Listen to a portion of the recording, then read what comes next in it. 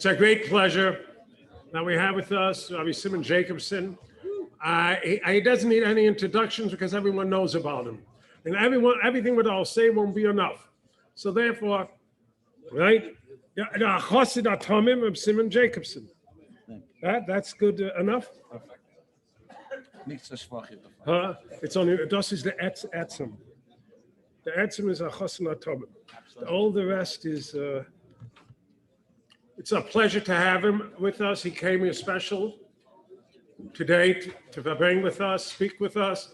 And last night, Jem, you spoke very well about Mashiach, about Chof Ches Sivan. You can speak about that too. Chof Ches Sivan, about the kuntres that he gave out 30 years ago. And it's our pleasure to have him and Rabbi Simon Jacobson. Just say L'chaim. I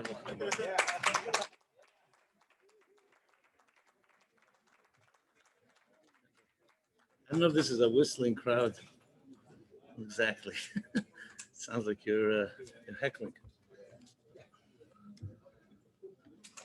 We don't really have a way to identify this day, so I'll just say, for one person say Yom Tov, okay. L'chaim to you all. L'chaim.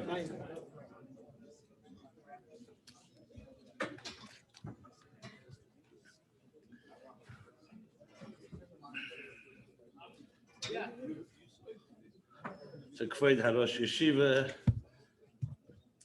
HaRabbonim, distinguished Chassidim,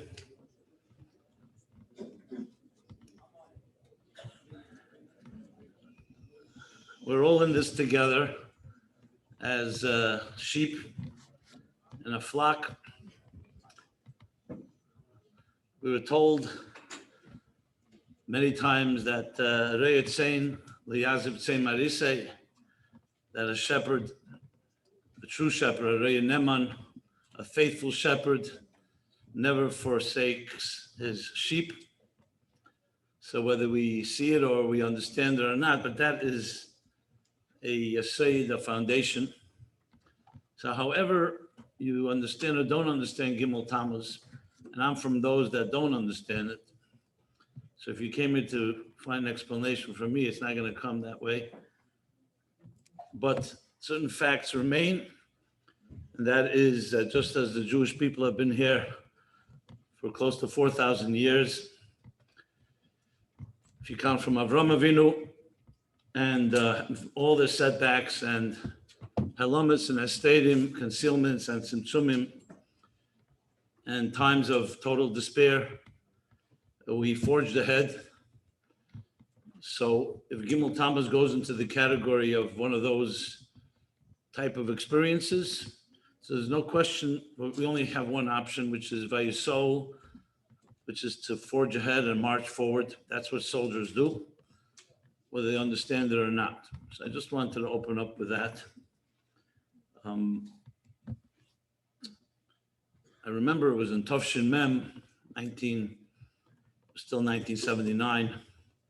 That was the year that I actually was zeichet to begin to write and become an official maniach, which was someone who wrote farbrengens. So it was Shabbos Bereshis, and the custom was, and still is in many shuls, they sell the mitzvahs. They sell the mitzvahs. So this was an interesting occasion. In the presence of the Rebbe, the Gabbai would get up. In the early years, it was Rabbi Yechon and Gordon. Then later it was Rabbi Shia Pinson. And as the custom was, the Rebbe insisted they put on a shtreimel on their head, which you can bring about that also, what the significance of that is. And then they would open up with a Dvar Torah or with a story. And the Rebbe usually was looking into a Chumash during that time. And that would go on like for, could be a half hour, an hour, bidding. I mean, it was an interesting sight. The Rebbe was really not involved directly. But I remember this from the rare times that the Rebbe actually did remark. So Rabbi Shia Pinson shared a story. That point, Rabbi Yeshua Munstein gave out a book, Migdal Eis, which had a lot of interesting stories, unique Maimorim. And he repeated one of the stories there. That in the time of the Alter Rebbe, the first maps that the navigators were making of the world arrived to Russia. Now remember, maps then were not by satellite or by any technology. It was the estimation of the navigators, the people who traveled around the world, based on their journeys, especially along the coasts of different countries. So they drew up maps. And this map was of the New World of America. And the Alter Rebbe was shown the map of America. And the Alter Rebbe looked at it and said, Tos, the map has a mistake. The story doesn't say exactly where the mistake was, whether it was in New York or Los Angeles, or maybe both, all of America. He didn't say America was a mistake. He said there's a mistake in the map. And of course, the question everyone asked was, how does the Alter Rebbe know? He's not one of the navigators. And the obvious answer, at least the Chassidim, is Istaka Baraisa Bara Alma. The whole world is based on the blueprint of the Torah. So if someone knows the blueprint, they know whether it's aligned or not. And according to the Alter Rebbe's vision of the bird's eye view of what America should look like, there was a mistake. And he finished the story.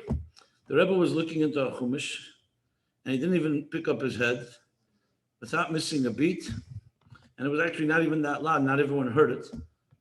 The Rebbe said, and the Iker is, Abishas mekumten America zol nishmachen kintas. The main thing is that when we arrive to America, you shouldn't make a mistake. So right there and then, I remember it because then of course I included in the Hanocha at the end of that, in that section where this episode happened. And immediately, what was the Rebbe's kavanah? What did the Rebbe mean exactly? The Iker mekumten America zol nishmachen kintas. So the obvious explanation, and I say it also in context, as Shmuel mentioned, we are Chof Ches, coming in the wake of Chof Ches Sivan, 80 years from when the Rebbe came to America, and just 5 days later is Gimmel Tammuz. So it's all connected. So the most obvious explanation what the Rebbe meant was that the whole world in existence is created by God. The Torah and mitzvahs is meant for us to align this material world with what the cosmic architect and engineer created. As the Rosh, Rabbi Shachat, as he made the siyum, explained it in his words. You may wonder, how do I know that? I wasn't here. Well, no, he didn't give me a script of his talk beforehand, but this is on Zoom. So I zoomed in because I wanted to make sure that any jokes or stories that I tell were not said before me. That's a joke. That's not. But sometimes you need to know. But I also did want to hear and feel what was going on. So I just want to tell you that what you say here is being heard in places you may not even be aware of. Okay. So the world was created in order for us to align it to what God wants, no different than any machine, just to use an analogy, or any appliance or computer or whatever you want to, or whatever you're referring to. You have an operator's manual that tells you that if you use the machine in this way, this will make it work better. And if you don't, you can actually cause damage. So that's what the Torah is. However, in this more bizarre Gemara, that when Moshe Rabbeinu was on Mount Sinai, and the Eibishter is teaching him the Torah formally, and they come to the pasuk Nasa Adam B'Tzalmeinu Kidmusenu, let us, plural, create a human being in the divine image, us. So Moshe right away jumps on the word us and says to Hashem, what kind of us? Why would the Eibishter give even a sinus mokim, a pischem peh, a possibility that you should even think that there's duality? Which of course is a fundamental principle in Judaism. Achdus Hashem, no shituf, no partnership, there's no duality, no plurality. And the Eibishter answers a very strange answer. Those that want to make a mistake will make a mistake. And Moshe didn't follow up, which means he must have been satisfied by that answer.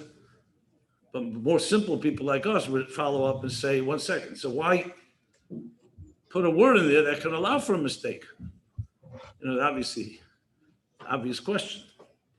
So again, the basic answer to that is, because that's part of Bechira, free will, that God did create, as some would call it, an agnostic universe, which means he concealed himself very well, that any one of us at any given moment can always deny, or even if we don't deny God's existence or presence, look, if every one of us, the greatest ma'aminim on this earth, were constantly cognizant of God's presence, there wouldn't be a concept of a sin, right? Would there be? So someone who claimed they're not a believer, you could say, okay, at least they don't believe, but what about those that claim they're believers? And yet you have Gamva Pumachtarta Rachmone Karya, the Ganef, that before he goes to steal, he prays to God to succeed. I mean, what is that? If you want to ignore God, one thing. It's like calling the policeman in or the law authorities, why don't you help me do something you told me not to do? So Chassidus answers because Amunah is makif, it's not internalized, and it's very possible when we're constantly have these paradoxes in our lives, and I don't think there's anyone in this room, and you can correct me if I'm wrong, that doesn't have this, let's call it duality. So the Eibishter created that. In the language of Chassidus, from the Arizal, big tzimtzum harishin, if you ever want a scapegoat, you just blame it all on the tzimtzum. Everything is rooted. There'd be no tzimtzum, there'd be no issues, but then there also would be no life. Let's not forget that. So as much as the world is created in the blueprint of the Torah, at the same time, there's the possibility for making a mistake. That was interesting, just as an aside, maybe it's related to this.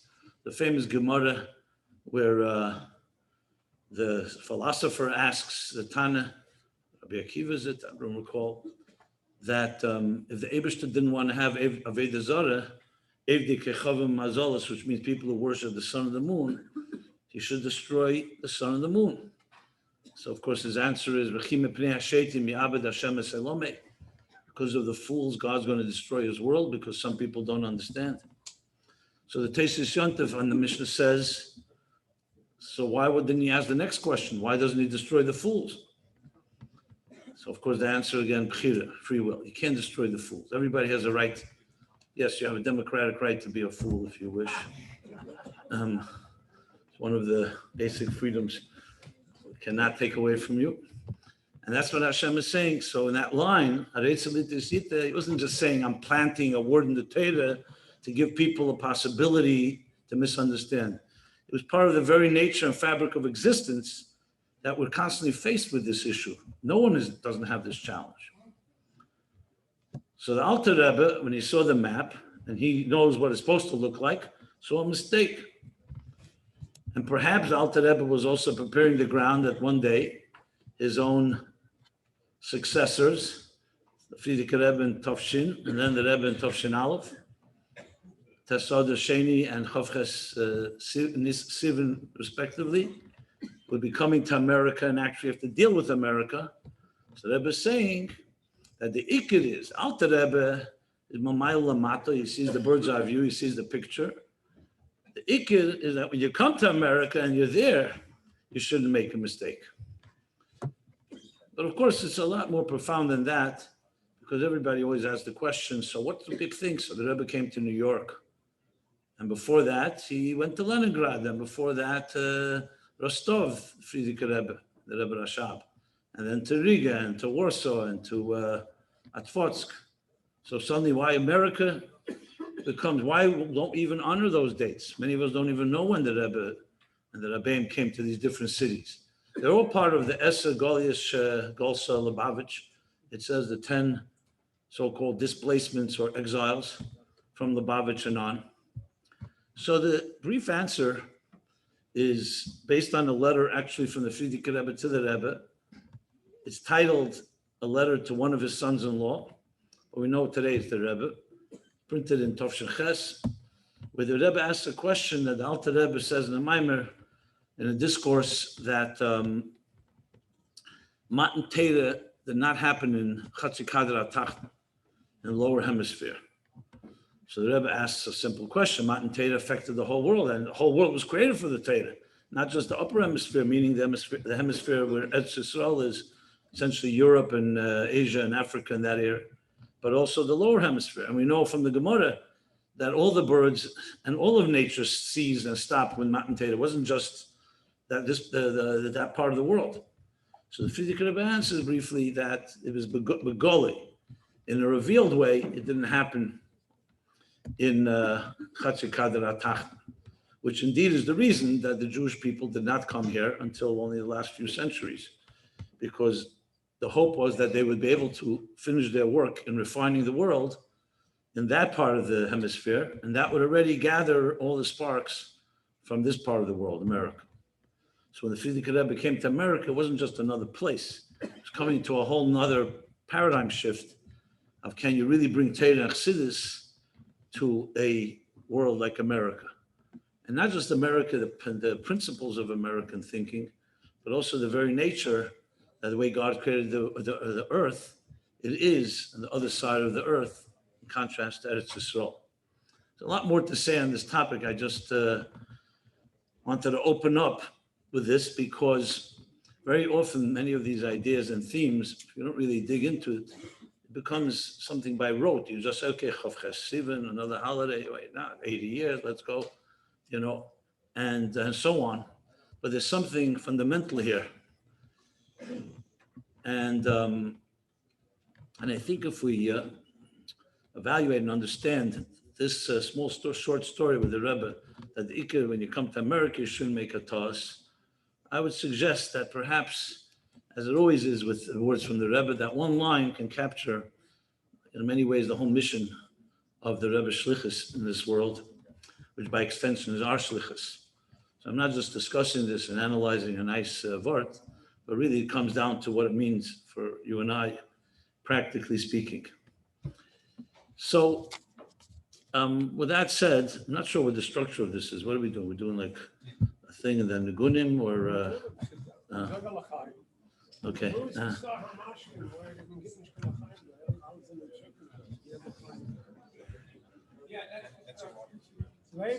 I have L'chaim. I have. I'm just asking the format exactly. Yes. What's yes? Okay. But he wants everyone also to say L'chaim and sing. He's not going to leave a solo. I didn't say that, but okay, why not? Yeah. Unless you have such a good point. No, good. No, fine. I just wanted to know the structure here. Look. Okay, so we're going to sing a little niggin and we'll take it from there. Just wanted to break the ice.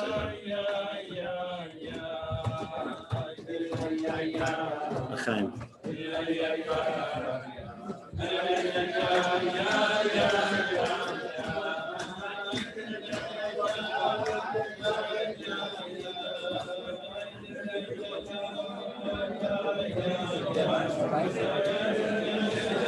That's it.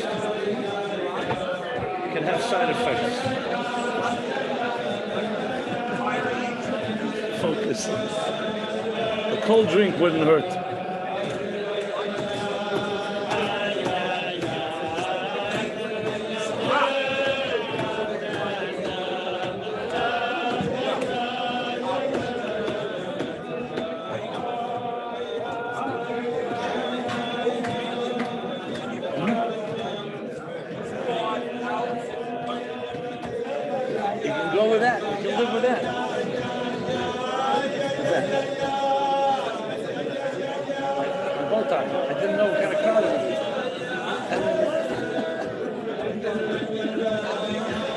Work. What do you think? I changed my time middle of the night? Why should it be fine?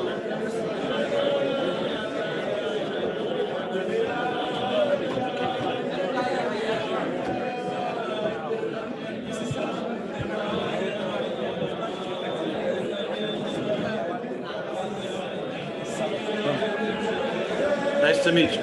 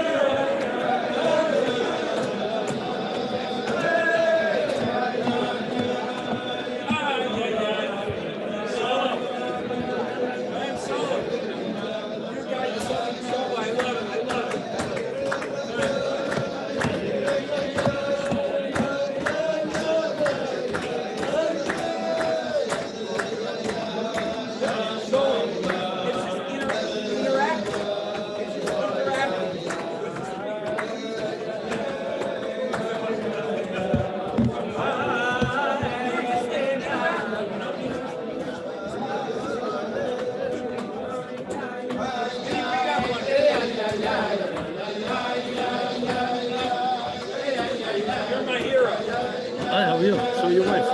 Yeah, this is my daughter's her phone number. Oh, great. I met them. I know. Yeah. How are you? Is he giving you talking Never points? better. Giving you talking points?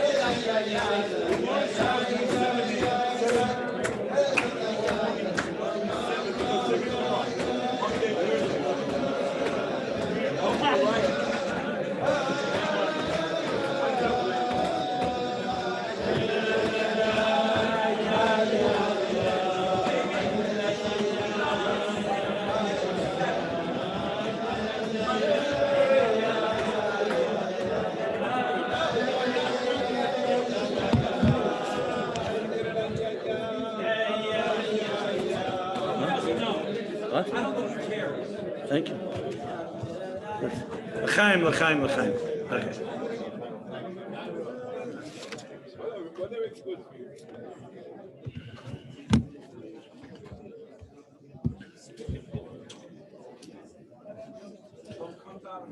With your permission, I don't know if the right word is irreverent, but I would like to speak a little from my heart. Not that I didn't speak from my heart before, but a little more openly.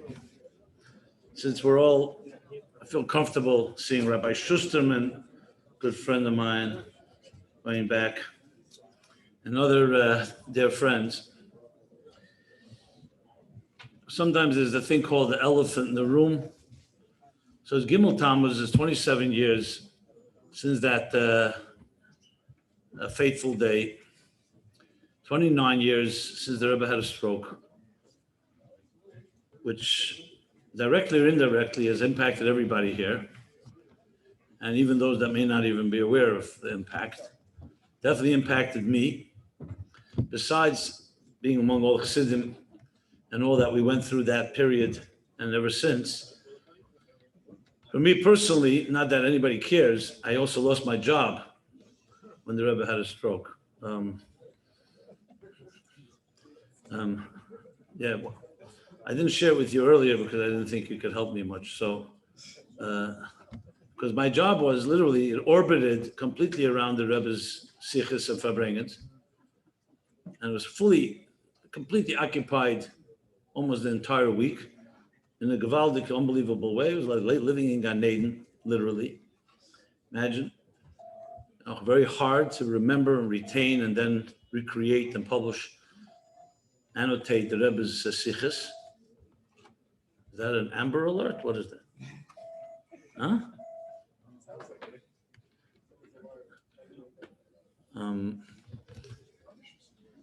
And then suddenly, on this dark Monday night, Chof Ches Sivan, I remember sitting in my office upstairs over 770, where we'd write for years.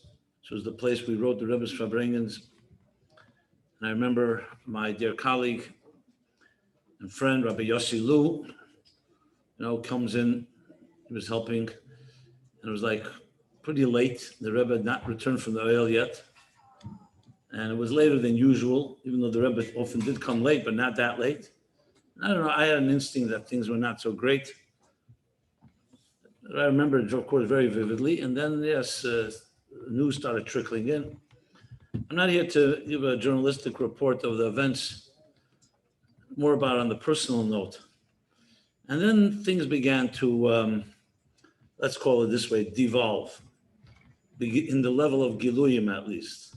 Besides the confusion and not knowing where to go and how to do, because it was like inconceivable that the Rebbe, who was seen literally, I mean, this may sound strange to skeptics, but it was immortality was what we would associate. And it didn't seem like the Rebbe was even possible, especially those of us that had seen and experienced the heart attack in Chof Ches, which was 14 years earlier. So it was not possible. Everything's just going to stop. I remember we were convinced that next Shabbos would be a farbrengen, as much as it defied logic and nature. And it wasn't because we were delusional. I mean, a guy like myself, for example, I'm by nature a skeptical person, so it's not like but it was just what you were around. You saw a certain unwavering consistency with the Rebbe that just was not possible to seem to seize, at least again on a revealed level. And then Gimmel Tammuz came 2 years and some months later. And I've heard many people speak about this, and the people quote Midrashim. They try to find some way of rationalizing it or explaining it. I don't need to go there. We've had a Holocaust that we can't explain, so I don't need to explain things. There are many things we can't explain. The question is not so much about explanation. The question is, what are we supposed to do about it? Like, where does it fit into the game plan, so to speak? Did the Rebbe even hint to it or allude to it and said, Now, of course, everybody, Monday morning quarterbacks, in retrospect, start finding all kinds of hints. But I can tell you, as someone I consider myself somewhat of a knowledgeable in the Rebbe's sichas, there were no hints during the time, the years before, even the months before. Yeah, looking back, yes, the Rebbe did speak about a stroke 6 weeks before he had the stroke. But it wasn't in a way where he's like preparing the ground and here's what Now, when you look back, I'm sure there are. The Rebbe at Alzbavorent, we say, the Rebbe said that about the Frierdiker Rebbe, I mean, the Rebbe addressed all the issues we will ever have to come up, and I have no doubt about that. But there's a lot of big questions that can be asked. And so I want to share on a personal note this. When I was mentioned Chof Ches, 14 years earlier, Shmini Atzeres night was during Hakafos. The Rebbe had a heart attack, which of course disrupted the Hakafos. The next night, where usually would have been a farbrengen, before the second night of Hakafos, there was no farbrengen. The Rebbe was in his room. Those in the know then, now we know that it was very serious times. It was what they call killer heart attack, not some mild form of it. So I remember thinking then, something which was forbidden to be thought about, definitely not to be spoken about. Then the way people spoke about the Rebbe was very different than people speak today. It was far more reverence and respect, and some things people would never even have the chutzpah to even suggest. So the issue of, I mentioned, mortality was just not even on the table. You just didn't speak this way. The Rebbe is going to live forever, going to lead us into the Geula, and that's that. And, but I, my own thoughts, we all have chatos and maskir, though we're not into confession, but I did have my questions, and I was in the heyday of my Bochesha life. I was working in the sichas. It was great. I was 21 years old, and no other world except the Rebbe and the Rebbe's nyonim. And I said to myself, one second here. What happens if God decides to take the Rebbe and will leave us hanging here? People were giving their lives. Not shlichus, but all of us were all so committed completely. Imagine you're in an army, you're fighting the wars, and suddenly the commander-in-chief disappears. Now, I didn't elaborate in my mind on it, but I had thoughts. And why didn't I have the amunah pshuta that everything would work out, as it did actually? The Rebbe came back stronger than ever, whatever. But let me tell you what happened. So at the time, I happened to be reading one of the sichas of the Alter Rebbe. Now today we have many more details about it, so I'll share it with all the details. Famous story with Shmuel Munkes and the Alter Rebbe. So when they came to arrest Alter Rebbe for counter-revolutionary activity, so to speak, which would end up leading to Yutas Kislev, so the Alter Rebbe had a hiding place. In case anyone would come, he was able to escape quickly. Some back door or something like that. Anyway, the Tsar's soldiers came and they began a search. And they didn't find Alter Rebbe because he had run away. The Rebbetzin was there. This is the way the story is told, the way it's written in the Rishimus of the Rebbe.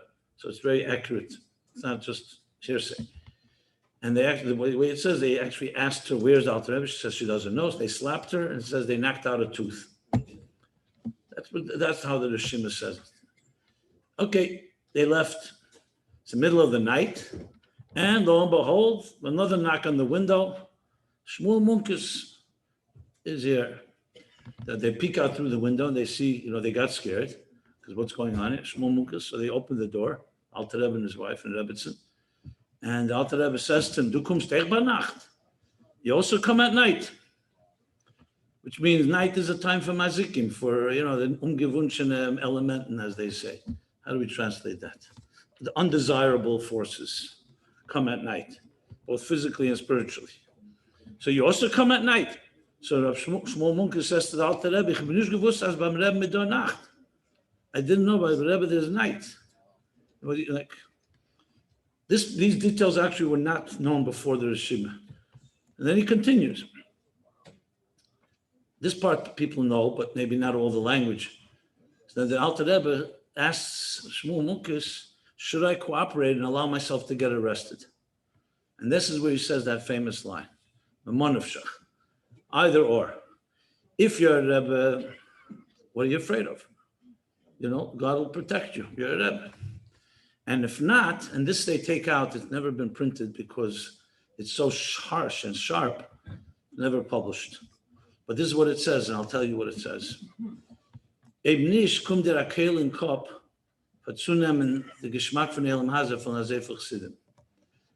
not, if you're not a Rebbe, then you deserve a bullet to your head for taking away the pleasure of Elam Haza, of this world, from so many Chassidim.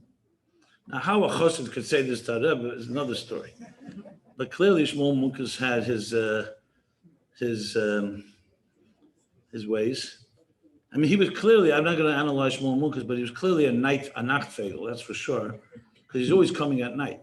The first story, when Shmuel Munkes first comes to Alter Rebbe, was also middle of the night. And he puts his foot in the door, and Alter Rebbe says, Mein goyish taka for dying, also at night. So he clearly was one of the night guys. How many of you are night people here? There was only one. Only one is ready to admit. Yeah, okay.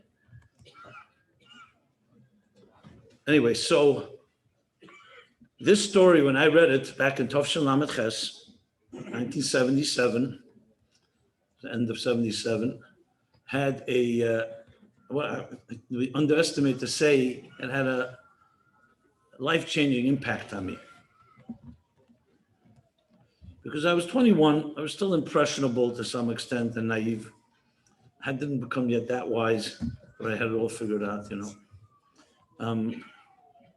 But I was old enough to have my questions. So what the story did for me was, it said these words. This is what I remember thinking.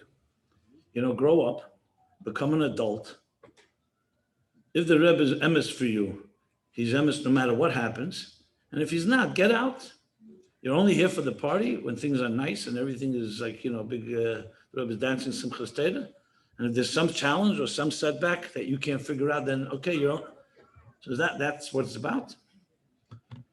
And something, it was a very introspective soul-searching moment. And I did exactly that. I said, make your decision. And I did. That's why I'm here today. So for me, I had my Gimmel Tammuz moment, Chof Ches, if you want to put it that way. Not Gimmel Tammuz as we call it Gimmel Tammuz, but the philosophical, theological challenges that many still either have never asked themselves or have whatever, maybe you have your answers. So to me, it was not about, yes, the heart attack was not very pleasant and the situation then wasn't, and the Rebbe did come back, as I said, stronger than ever, which was what we all hoped after Chof Zayin Adar as well. But the issue of commitment, either you're in or you're not in, that to me, I resolved a long time ago. So though, of course, like all Chassidim, we all are in pain about Gimmel Tammuz and everything that related to it, but I was immunized back then based on the Shmuel Munkes story.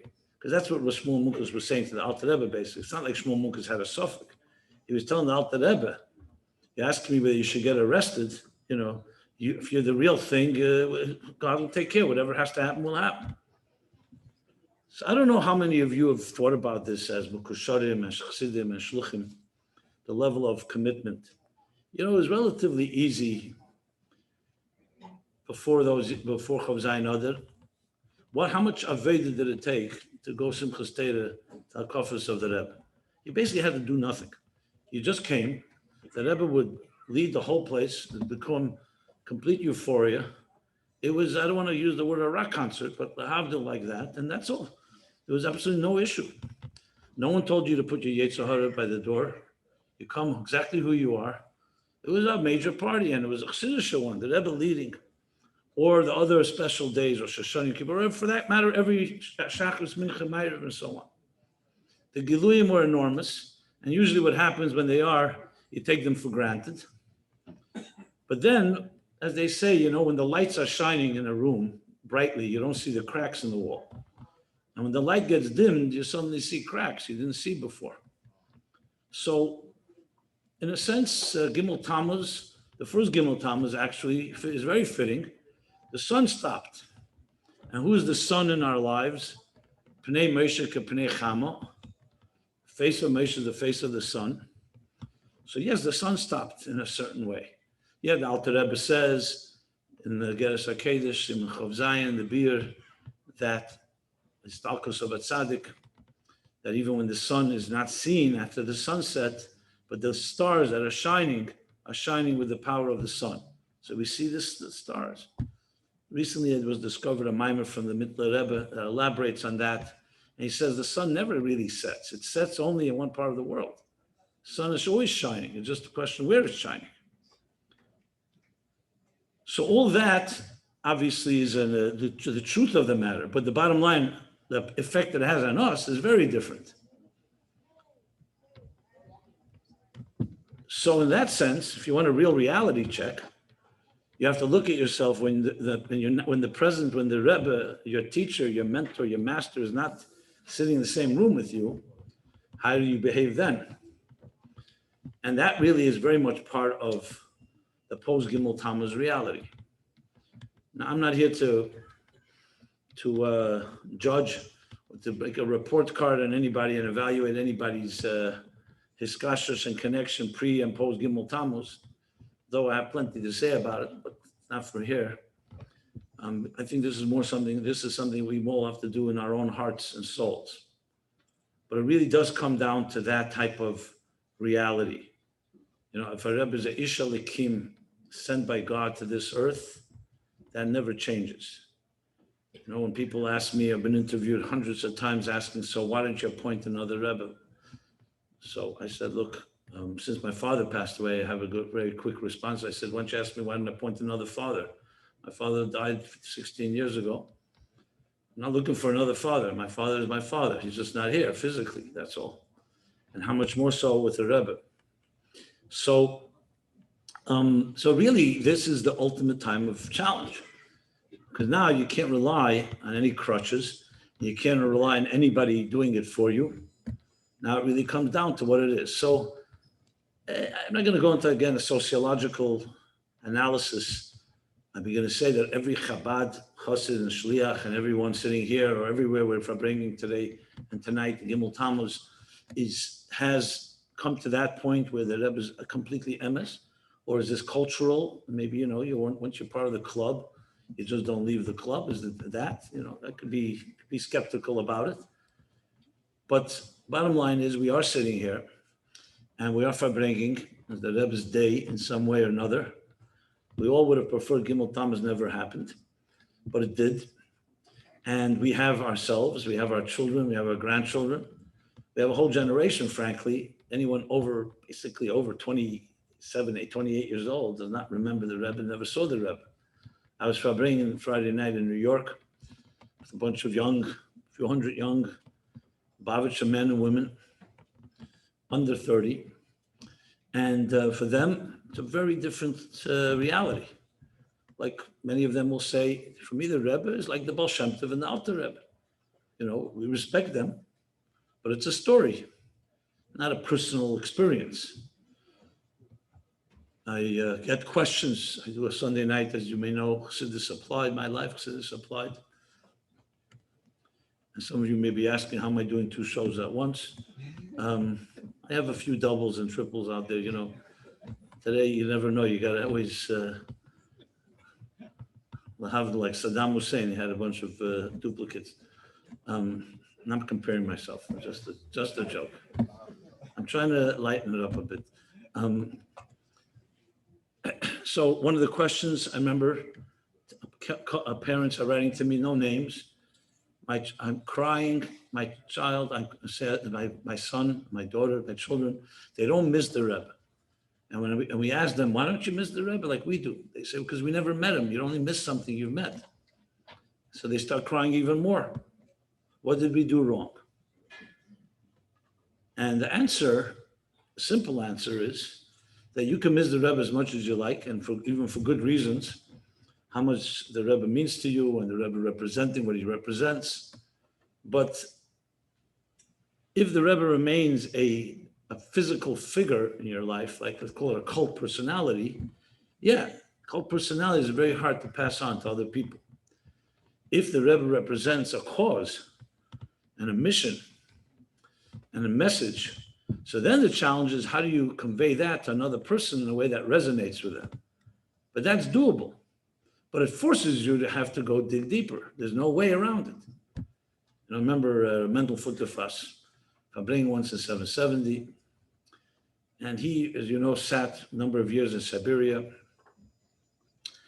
When he finally came out, he asked his sister, who was the wife of Golda Shem Tov, the wife of Ben Shem Tov, he said to her, what am I going to do now for the Rebbe that, everything now is going to be downhill? I sat for the Rebbe, I sat for Chassidim.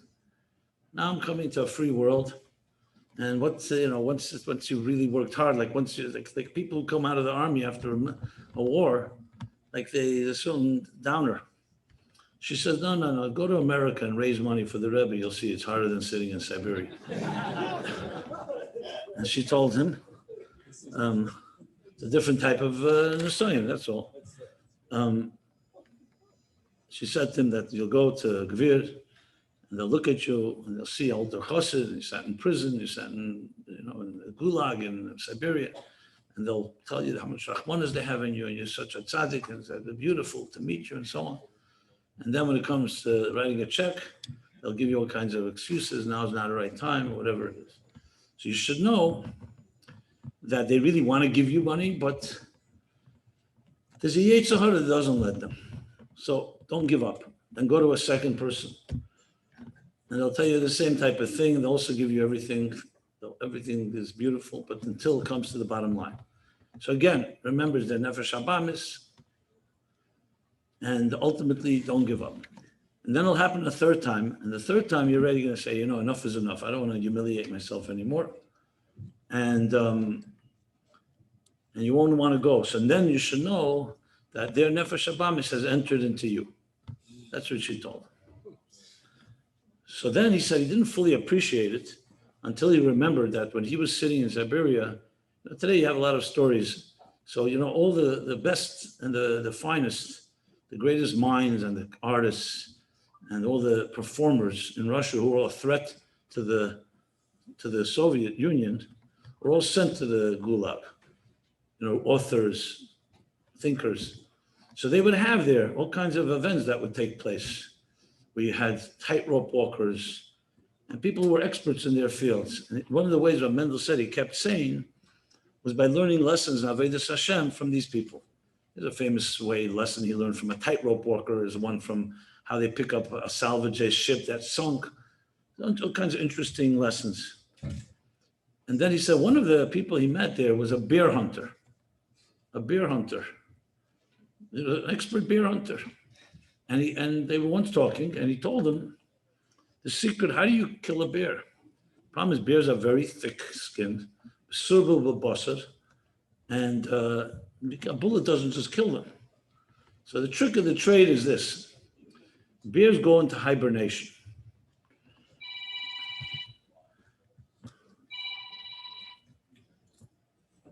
Now, what's hibernation? So Bachim in Yeshiva may remember what hibernation may be. At least some Bachim. We had a Bachim that I think broke a record. He slept like 4 days in a row. I'm with a few. But upon him, hibernation is this phenomenon that bears and probably other animals, for the winter, they frezechan, they become good and thick, and then they go into some of these caves, and they sleep, and they sleep, and they sleep for months. And then they come out of it. When they come out of it, so first of all, they're very hungry. Second of all, they're very thin. So that's the time. But here's the problem. You're going to go into any of these caves and wake up one of these bears, they're very angry at that point because they're very aggressive and they're very hungry. So what you do, this is what the bear hunter told him, you send them these little puppies and you tickle them, make them a little uncomfortable. So the bears get all angry and they come running out of the caves and you're standing there with your gun, you shoot them between the eyes, that's when you kill them. That's how you build it. So Mendel said that this farbrengen, he said, never understood what lesson can there be, possible lesson of Avodas Hashem from the bear hunter, until he met American ungepaschte, what do you call that? Pasture, how do you say? A little more than pampered. But anyway, bottom line, these very serious, wealthy people who make sure that they take care of their meals. And the bottom line, they have very thick skin, very hard to pierce. So then he said, that's the lesson. What you do, your job is you're not going to change them.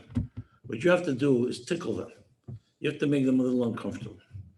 And they get them a little aggravated or a little out of their complacency and comfort zone. And then you schlep them to the Rebbe and the Rebbe shoots them between the eyes.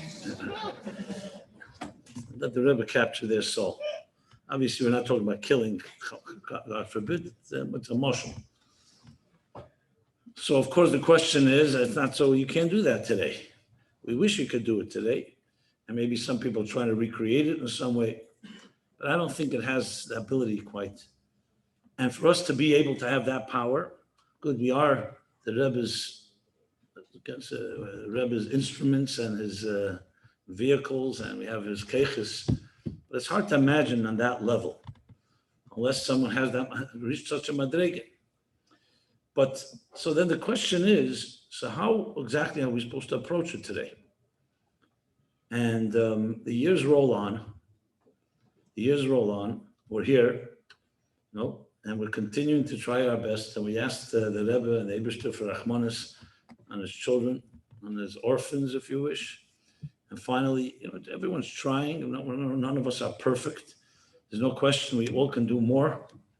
But, at some point, as the Rebbe said in so many farbrengens, Ad Masai, because how many thousands of years Jews have struggled. We have struggled, and the heavy prices were paid. And it's a der Yosem, it is. It's a generation that has gone through terrible challenges. And yet, as we all know, the Rebbe never allowed anybody to just expect mercy and pity. The Rebbe always demanded more and more, no matter what the situation was. And not Chas v'Shalom because the Rebbe didn't appreciate efforts, but by the Rebbe there was no such thing as stopping until we get to the finish line. It's an issue. A lot of people have this question, which I also would like to address. Why don't you see the Rebbe like some more appreciation, so to speak? And God forbid, we all know the Rebbe for sure appreciated. He knew exactly what he was asking people to do and what they did. But you hear a lot more demand than appreciation. A lot of people ask me this question. I worked hard in the sichas. I'm not going to say it was the biggest Mesiras Nefesh. It was very geschmack. It was hard. A lot of people with a lot more sacrifices. But still, I've been asked this many times, just even this week, a few people asked me, did Rebbe ever give a compliment? Did he ever appreciate what you're doing? Now, I personally, frankly, did not expect it, nor did I want it. And I was a mature adult. I knew what I was doing. I wasn't looking for candies or the Rebbe's smile to me and nod to me. I didn't need it. There are other people that do. I know one shliach told me that he wrote to the Rebbe Fesh. He needs the Rebbe's smile and he needs the Rebbe acknowledging him. I didn't need that. Also, I knew that it's always safer to be a step away. You make a deal with God on Rosh Hashanah. I'll do your work, but don't get too much involved in my business, and I won't get so, let's not be too intimate, So, I say it half jokingly, but to me, it was do the Rebbe's work. I don't need to be sitting in the Rebbe, because a smile also means you get more responsible. So personally, I didn't need it, but still, and the fact of the matter is that anyone knows the Rebbe, you see the Rebbe's compassion to children, to people in need, or any other situation. And I remember by farbrengen, something probably nobody ever saw except me, because it was just something that it was only the angle where I stood that I could see it. It was just I remember, I never forget it. I don't even remember. It was sometime in the early MEMS, the early 80s. The Rebbe was speaking in the middle of a sicha, and so I stood right across the Rebbe. So the Rebbe was sitting there, I stood around here. So I was able to see the same vantage point as the Rebbe did, but from the other side. And I remember to the Rebbe's right, toward the Aron Kodesh. So there's a guy davening in a talus. He was sitting, the Rebbe speaking, and he's davening. And the Rebbe, throughout the sicha, I see the Rebbe's trying to see who it is. But he didn't want to do it in a very blatant way. So the Rebbe leaned back in his chair a bit, let's see that. You couldn't really see who it was. I couldn't either. But you just see a guy davening, shaking, and so on. The Rebbe wanted to see, and you could see the Rebbe was visibly not happy with it. A person can daven, but while he's sitting by a farbrengen and davening, it was a little. And it was very not noticeable. There was not at all, you couldn't really see. So the Rebbe didn't look like that. It was and the Rebbe finished the sicha. I felt it was shorter than he would have usually finished. It was disturbing the Rebbe for sure. Then the guy got up and started davening Shemoneh Esrei. So now that he's standing, you could see him. He's still with his back because he was facing the Aron Kodesh. So it was it's not to the back to the Rebbe, but it was like an angle. And I remember when the Rebbe was saying l'chaim to people, he leaned back in his chair to get the better clear, and he saw who it was. So did I. It was a person who was not, let's put it this way, who didn't completely innocent. It was, I don't like the word Baal Tshuva because right away that lists all kinds of stereotypes. But it was someone who completely was oblivious, not for it was, trust me, for one of the chassidim that would have gotten a good chelik, because Daf Tzayin, I don't know right there, but he wouldn't have gotten away. But I saw the Rebbe's face, literally composure of the Rebbe's face change. It wasn't a smile, but you could see the Rebbe almost appreciated this, a ish pasha type of thing. So the Rebbe knew who he's dealing with. And it's not like the Rebbe just felt he has to treat everyone like adults and not show appreciation. I always felt that it was a part of this, maybe this story can illustrate it. In the first year that I started writing farbrengens, so we had this chus, the big chus. This was maybe the biggest incentive, frankly. We had access. We could write to the Rebbe anything we wanted. And we got immediate answers because it was for the public. It was for the sichas. It wasn't personal. And I can trust me, I exploited this to the fullest. I should have exploited it even more. But wherever I had an opportunity to hakaran a question, it had to be somewhat in the context of the sicha. I did that. And sometimes you got a good chelik also, but sometimes it was worth it because it was elicited from the Rebbe, and the Rebbe wanted questions.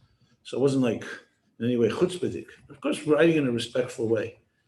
So one of the, shall we say, learning experiences was I prepared a sicha for the Rebbe to edit. And I worked very hard, 2-3 days. I barely slept. Finally, it was finished. And I told the guy in the office, so make sure the guys who proofread, do the copy editing, any mistakes, to avoid any mistakes, correct any typos. and then bring it downstairs and to the Rebbe.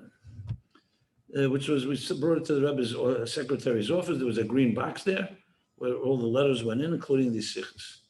And it was in the evening, and hopefully the Rebbe would edit it, and the next day or whatever, when the Rebbe would give it back. I go home, because I was, like I said, exhausted, and I said, but I still felt, so I called the office, and I said to the guy, so what happened? Oh, it was by the Rebbe already. I said, did you copy edit? Oh, we forgot. So you can imagine, I almost had a heart attack, to be honest. I went crazy because I knew that it's going to have typos. It was before the computer age. It's like 1982. And the mistakes, it was like so embarrassing. And I said, run downstairs and make sure maybe it's still there and take it back. It wasn't delivered to the Rebbe. Well, it was too late. So I had another sleepless night. That didn't work out that well. The next morning, I got a call. Yeah, Rabbi Groner calls.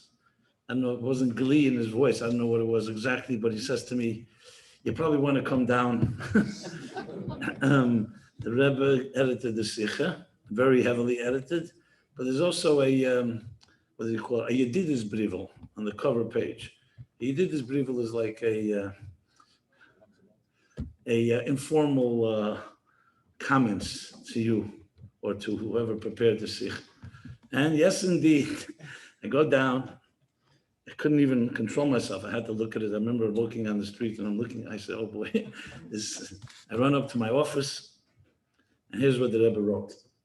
You don't hear this every day. The Rebbe wrote that Hineni Magdi, I'll say it, I'll translate it. I dedicate a certain amount of hours to edit these sichas, my sichas. And there are two choices how I'll use those hours. One, Rebbe Aleph, or one, that I will correct your typing mistakes. That's one way. The second way is that you'll correct your own mistakes, and I can then add emek, biur, ha'ara, tziyunim, basically add more to it. V'abchira biyadchem. That was the bottom line.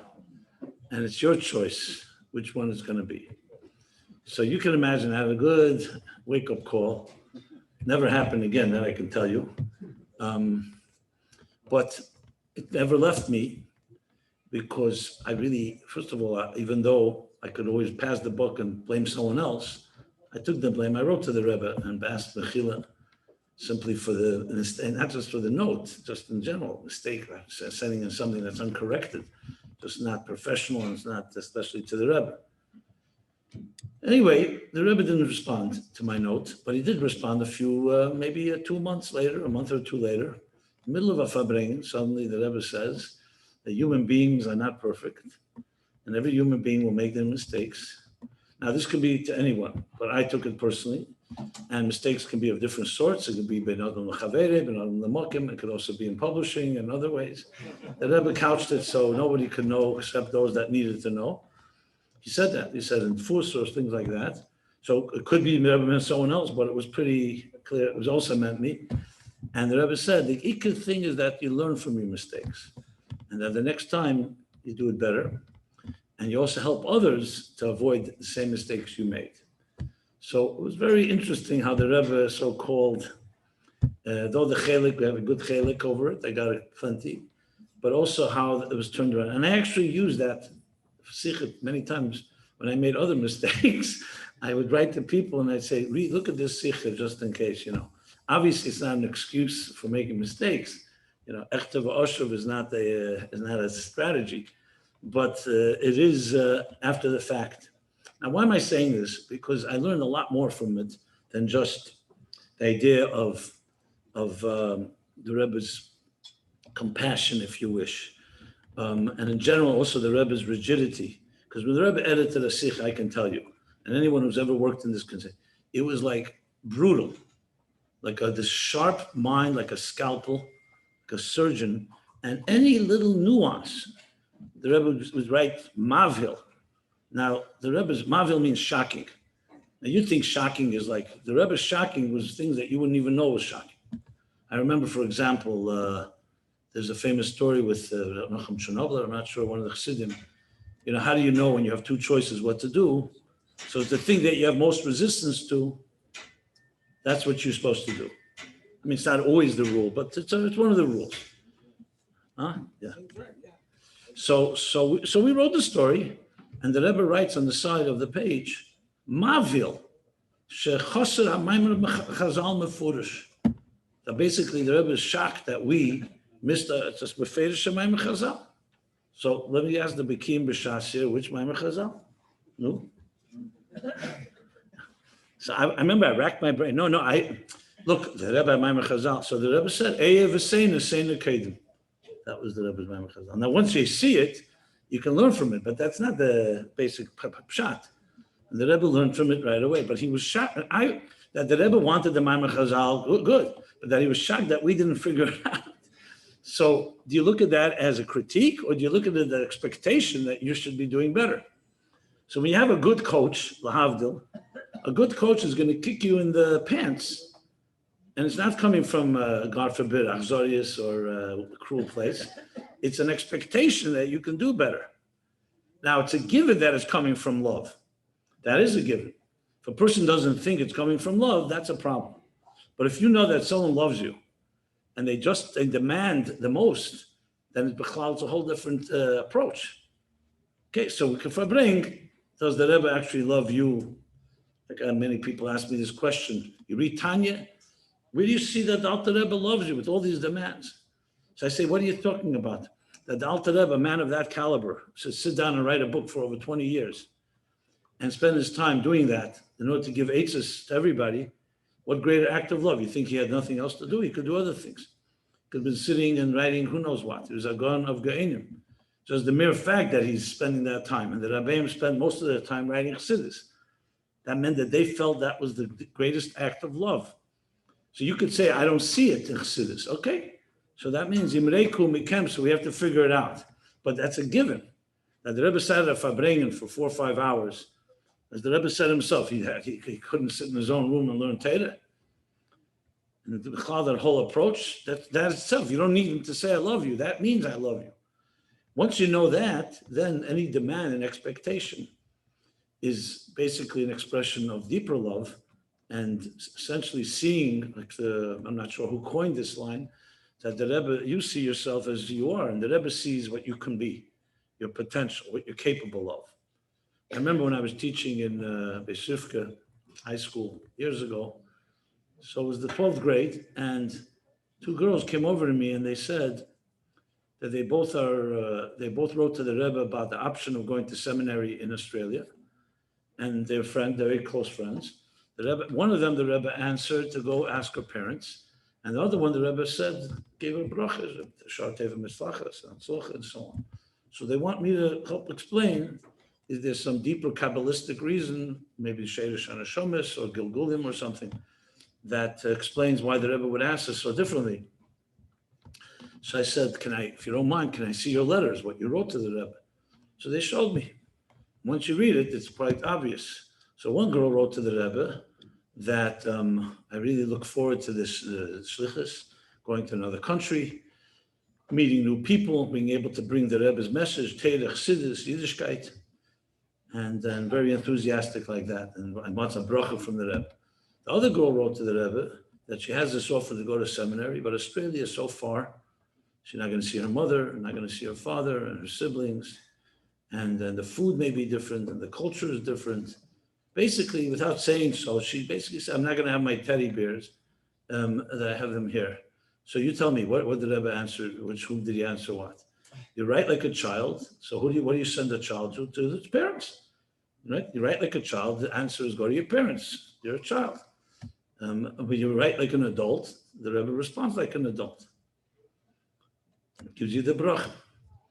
I remember my father was in Yechidus I think many times, but this was, I think, maybe Lamed Aleph. I'm not sure which one. And the 2-3 times that the Rebbe asked my father as a journalist, Mr. Journalist is Efshe willst du machen an interview? Maybe you want to interview me. And my father would always respond the same way. Can alles fragen? And the Rebbe would say, it's stuck in censorship in America. There's no censorship in America. You could ask anything. So there are two questions that he asked. The one I'm sharing right now, maybe I'll share the other one afterwards. He asked the Rebbe, he says, mention Vil and Vis. Now, that's what a journalist prerogative. You just say mention Vil and Vis, even though you may want to know, but you just say people want to know. What bothers the Rebbe the most? That's what my father asked the Rebbe. So the Rebbe said, I'll answer with a story, with a mashal that I once heard. There was a person who was a very pious Jew, and in many ways a scholar, fine person, was blessed with a beautiful family, with relative parnosa. Everything was beautiful. But as like in the story of Iyuv, there's always the mekatrigim, the people up in heaven, that the prosecuting angels, and they said to the Eibishter, yeah, he's a good guy because everything is going his way. Let's see if he's tested. So he was tested, and the Rebbe says, without going into all the details, everything was taken from him. To the point that even his very health was taken. In his body, he had terrible, the Rebbe says, atzaras, like a leper. And he could not stop, constantly physically uncomfortable. So finally, the Eibishter had Rachmanis. The Rebbe said this lashon, Acha sha'alti. They gave him the offer, you could ask for one thing, whatever you want will be granted to you. Just that moment, the Rebbe said, he had a terrible scratch on his back, which, can be very annoying. So what did he ask for? The Rebbe said, basically a shard, a back scratcher to reach his back so he can scratch it. So the Rebbe said, when people can ask me for avonim tevus margolius, for treasures and precious stones, and they ask me for a sherbel, just to get rid of their back scratch, that can be quite disturbing. That's what the Rebbe said. Yeah. L'chaim.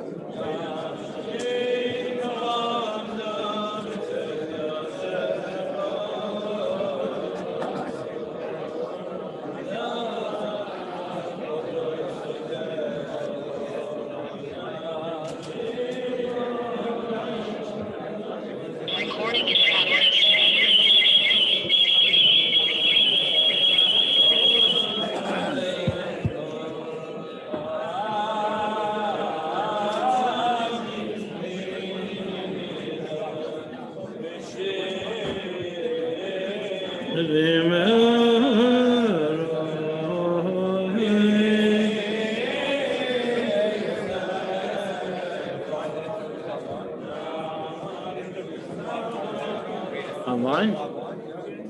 He wrote them up in the Allgemeiner. I don't know if they're online. I mean, huh?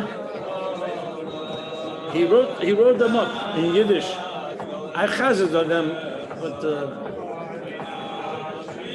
Yeah, they're interesting. They're very interesting.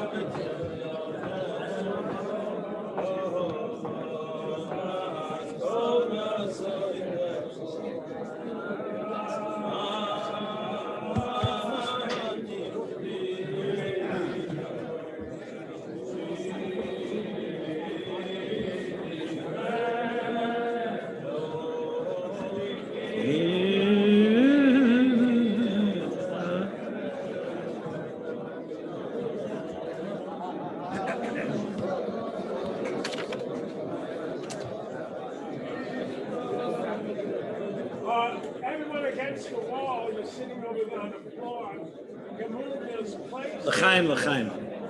There's places by the table. Come to the table. L'chaim, l'chaim. L'chaim, l'chaim.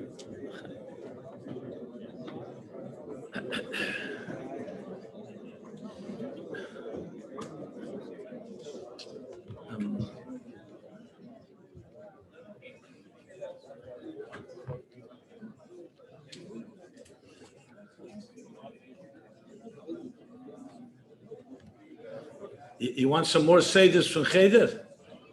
Okay.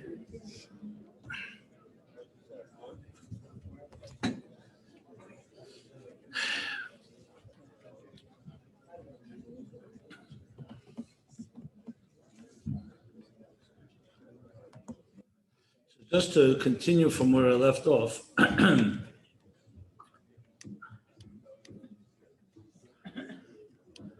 I think there's a certain, at least for me, a certain menuchas hanefesh, or at least peace of mind, knowing when that you can't answer certain questions.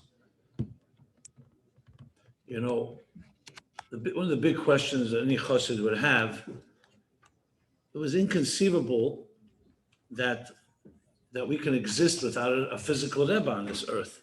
It was always known that from Deira Shishi went to Deira Shvi, from Deira Chamishi to Deira Shishi, from the Baal Shem Tov on, there was no hefsek.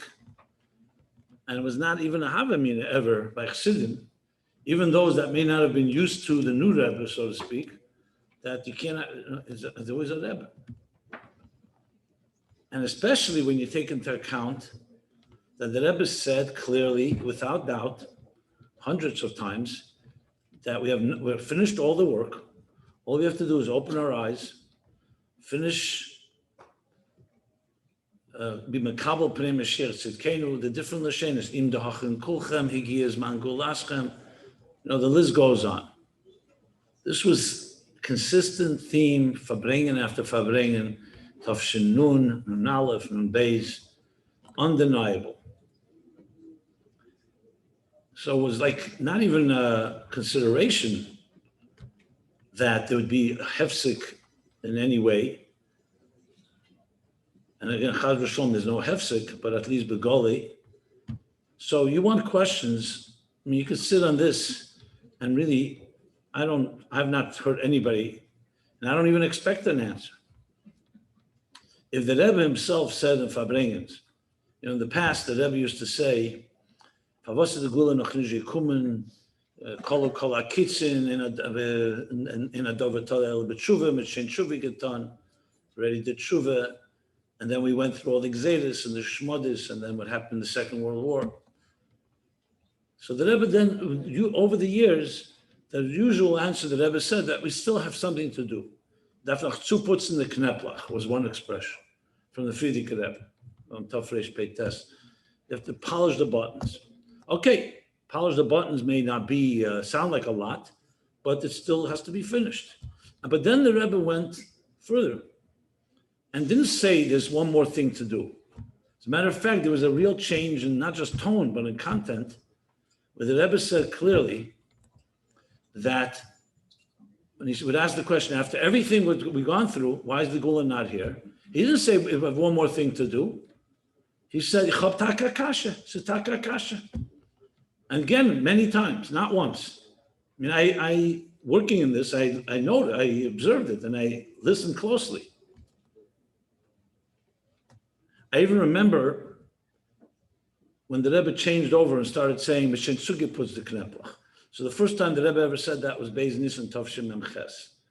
That not only we already polish the buttons and we're over polishing them, which can actually damage them, the Rebbe said. Okay, but that was once Beis Nisan Tovshin Mem Ches. The Rebbe didn't repeat that till the Tovshin Nun, sometime Pesach time. Then the Rebbe changed one thing. And I remember after by Chazorah, I asked Rabbi Yael and a few others, I said, did you notice the Rebbe said, Nishta mit kemat geendig de birurim, that we almost finished, that we finished, and now is a new stage. So I remember that Shabbos, not everybody heard it because it's a subtle maybe line, but I did hear it. I wasn't positive, maybe I misheard something. So of course, next week, everybody was listening and it was clear. It was very clear, the change of that nuance was changed. It's not so nuance. It happens to be a major change because no one had ever said that before. All the Rabbeim said a lot of things, but no one ever said it was finished. You know, the Rapach Nitzutzik Dusha, 288 sparks. In Mitzrayim, Kabbalah Chassidus says 202. Erev Rav, all the Imam Rav is 202. And then there's 86 remaining. The Alter Rebbe asked a question, 210 years in Golus Mitzrayim, they were able to refine 202 sparks. Why is it taking thousands of years for 86 Nitzutzis? And he answers, because Neshama is Klolius. So one Neshama then was able to do a lot more than we can do today. And secondly, the 86 are the hardest ones. They cover the early ones, the easy ones, relatively speaking. So the deeper ones, the ones that are in the darkest places, okay, but no one ever said that it's done. As a matter of fact, I asked the Rebbe, and in those days it was easier to ask sometimes on the margins of the sichas instead of a separate page, just make it easier for the Rebbe. So I wrote on the side of one of those sichas, if the Rebbe means that the Avedis Abedurim finished, is that a Gili Mitzias or is it a Baruch and Haftocha or a Bakosher? In other words, is the Rebbe wishing that or is he saying it? So the Rebbe crossed out the wish and Haftocha, left Gili Mitzias, and actually edited the sicha accordingly because I wrote it in two versions. Because we heard it, but you know, you're still, till you don't get it in writing, it's not always 100% clear. So, and this became, and the Rebbe never went back. Actually, once he did, and I right away asked the Rebbe, because I was always listening for this. The Rebbe never said, okay, there's still one more thing. But one time, Ekev, Tavshinun Aleph, interested in the exact dates, the Rebbe spoke then about Tanya and Braille. And the Rebbe said that maybe this is the last shlav, one more thing that had to be done was Tanya and Braille. Because now it's reaching a new sug of people, the people who can't read Chassidus. So Braille, they can, because they can't see. So I wrote to the Rebbe, again on the side of the page, I said, based on the Rebbe saying that till now it's a Gili Mitzias, and that in other words, there's no more anything that has to be done Aveda, so why did the Rebbe say maybe one more thing is Braille? And the Rebbe responded, but he responded more by editing it, that the Rebbe's point was that until now, we reached all types of people across the whole world, but here's a new Eichus Dika category that was never reached. So in other words, by the Rebbe, it wasn't a stira, it was like a new darga that was not reached till now. But after that, the Rebbe never went back and said that. Now, I forgot to mention one thing. When I asked the question, I wrote, if it's a Gili Mitzias, that the Rebbe always says, Botl HaSibah, Botl HaMesubah. If the Netzutzas are finished, then that's Geula. And what else is there? There's no middle, you know. Like it's like when the Rebbe was being about Sinas Chinam was the cause for Churban Beis HaMikdash. Avas Chinam is the tikkun. So if you get rid of the cause, automatically should have the Beis HaMikdash. So the Rebbe on that, he wrote, Ein Kama Kemei. Here's not the place to elaborate. But I knew that the Rebbe is going to definitely speak about it because I know from the Rebbe's style, such a question he's not going to ignore. And actually 2 years later, Vayeshev Tafshinun Beis, to all of our shah, in the middle of the bringing, the Rebbe says, Megifrekt. This is almost 2 years earlier, Megifrekt. That where you see and what needs to be done left. And there the Rebbe speaks of Arichas that the point that the world is ready does not mean that every Jew on earth has been reached, or for that matter, every David Sameach Chai Medaber hasn't been reached. Because if you think you're going to wait to reach every grain of soil, and the Rebbe brings there from the Tanya says that when in when they brought the Korban Selis Mincha Selis, it was Mila the whole Minat Sameach. So you don't have to be Mila every blade of grass or every flower or every grain. When you do one birur, it elevates the whole min. And the Rebbe uses that to explain that today was different than ever, was that there are Jews everywhere in the world. So even though you may not have reached every Jew, begashmis, it's mechusa ma'aser, mechusa zman. Meaning it's not a fundamental, like, in time of the Alter Rebbe, if the Gula came, it would have been clear that Jews didn't live in America, period. So the birur would have to be Mamayla Lamata. But today, it could be a Mamatla Lamayla because there are Jews everywhere. And it's just a matter of reaching them. So it doesn't mean you have to actually reach everyone. And especially considering it's Tanega Shenishbu, so it's not like people are menagid, they just don't know. So you have to just eliminate the manias, the things that block them from knowing. I'm only saying this because this is fundamental questions that anyone is Asik in the Sugya of Mashiach, and especially we heard the Siyam tonight, we made the Siyam the 40th cycle of Lo Yeh Kol Ha'elam El L'Dasas Hashem B'Levad. And how could you say, is the world, the Rebbe says the world is ready? It means it's ready for that matzav. You'll say, 1 second, there are 8 billion people on this planet. How many of them are ready for L'Dasas Hashem B'Levad? And then if you really want to questions, and just read the end of Perek Aleph and Tanya and say, how did that exactly consistent? Ein B'em Tev Klal, Sholosh Tubsat Meis, and here the Rebbe says the world is ready for Molad Deis Hashem. How's that going to work in a natural way? So the truth is, this requires a lot more discussion about the matzav of Umas Ha'elam today and how the Rebbe sees it and how we are educated about it. I don't want to really go into it, even though it deserves plenty of the conversation. I will just share this. In Chof Ches Sivan, it was Pasha Shabbos Pasha B'Shalach. And the Rebbe said then, it's 1983, the Rebbe said that the Gula is going to come very shortly, and it'll be B'derech Menucha, normal Chama. We're ready, Yetzim Melchemes Gog and Magog, and all the Yehudim and all the stories, all the statements in Tanakh about wars and all the different negative things have been done, that nobody's going to die, no one will be killed, not Eden and not Umasel. That's what the Rebbe said. So it was like, in passing, it sounds, I remember right away Sunday morning, here we go, talk about exploiting the opportunity. I wrote a tzadl to the Rebbe, Gemara Sanhedrin, on the Pasuk in Bola, Karke B'Sheis. There's 2 opinions, whether 2/3 of the non-Jews will be killed or 2/3 of 2/3. Sheis from the word shis. And I wrote to the Rebbe that, we always wrote in the language late tafasnu, or so the Rebbe wrote back, Bli neder yeduba b'zeh b'sfadas kedesh habolein l'teva, which meant that the Rebbe had a lot more to say than just a short answer, which was, so there was no farbrengen Yisrei Mem Gimel, the next farbrengen was Mishpat.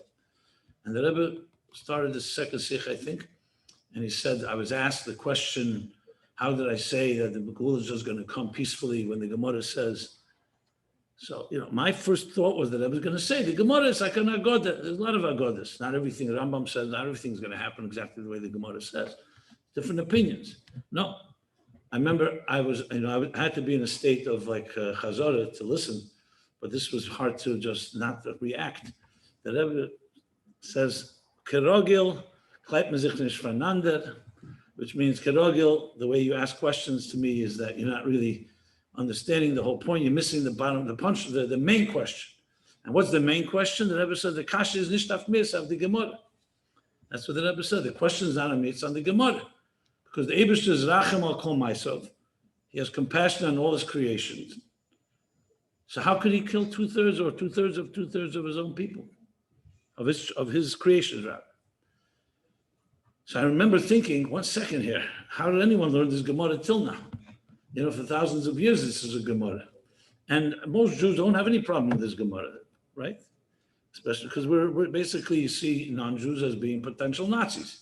So what's the problem?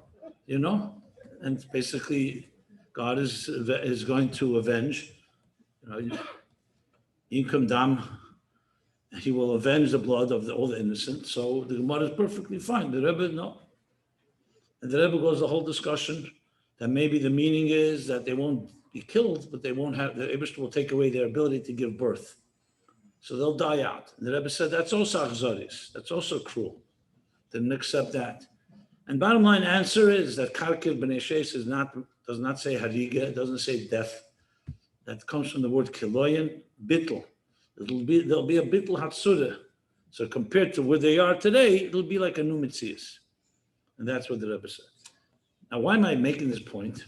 I remember when I heard that, I said to myself, oh, we really need a good re-education of how the Rebbe sees the whole world.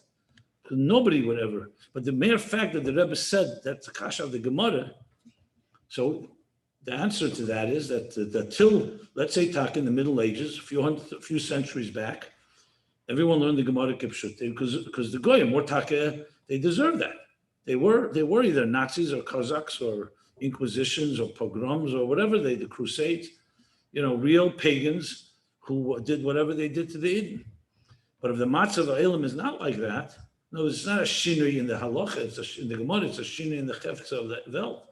That the world has changed, and the Rebbe sees that, so the Rebbe feels he has to explain the Gemara in a different way. The point is that there's a lot for us to learn. If you think you have it all figured out, I can tell you this sugya of non-Jews, as much as what it says in Sof Perek Aleph of Tanya and so much more, I'll just give you one maramokim if you really want to get your head spinning. Look at the sichas chelik Gimmel. It's actually a letter from the Rebbe Bekesher with Gimmel Tammuz. It's a ha'aras of the Rebbe, page 230. Yeah, I know the page exactly because I'm asik in it all the time. And it's a letter that explains the Rambam, since we're talking about Rambam, Sof Hilchas Shmita v'Yevel, where he says, Le Shevet Levi Bolvad, Ki im kol Izri Ish Meboy Elam, Shanod V'Ruchei, they're not just Shevet Levi, but every person, and the Rebbe says, Boy Elam is clearly Umis Elam. If he's not V'Ruchei, it means he dedicates his spirit. And he cuts himself off from all the different distractions of this world. Harizem Iskadish, Kedish, Kadoshim. He's like the Holy of Holies. There's a bunch of others from the Rebbe there, where he brings all the sources about this issue, about the Jews and non-Jews and so on. And when you read it, you realize that we've learned a lot of things in yeshiva, not that they're wrong, but the world that we know today, especially through the lens of the Rebbe, is a very different world. Now, this doesn't mean we shouldn't lock our doors and there's no anti-Semitism. Let me make it clear. There's plenty of, look what happened at Yisrael, what's going on. So it's not saying there aren't enemies. The question is how the Rebbe looks at the whole world. I remember right after Shavuos, they have every 770 a Kinnis Torah, like in the days of the Rebbe. The Gashmi is here after every Yontiv is a Kinnis Torah. So I chazer often a sicha from the Rebbe. So this year, after Shavuos, I chazered in Hebrew. That's the language, the dominant language in 770 these days. So it was about the Geder, the Geder of B'nai Neach, or Umeselim is Manenu b'Mishnas Rabbeinu. So if you want to look that up, you can look up. I speak about it more barichas with sources, but it's not an aside because it's important like this. If indeed we're dedicated to the Rebbe's mandate and calling to us, in the words of the Sima Rambam today that we finished, and the Rebbe connects it, as Rabbi Reiche connected to the beginning. You say this Amud HaChochmas. And the Rambam clearly says, Molor is Deus Hashem, Lo Ye'esu Kol Elam El Ladasas Hashem Bolvad. So here's what I'd like to pose, a question and maybe a response as well. And that is, how much have we really done in that direction? What do you think?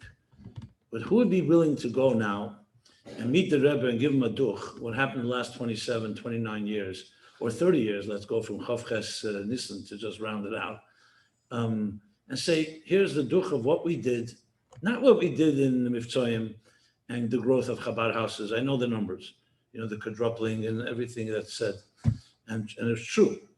But in this regard of Tut Alz Vasir Kent, the first thing you have to acknowledge, I remember Motel Chen, you all know Motel Chen, Olav Shalom, unfortunately taken during COVID.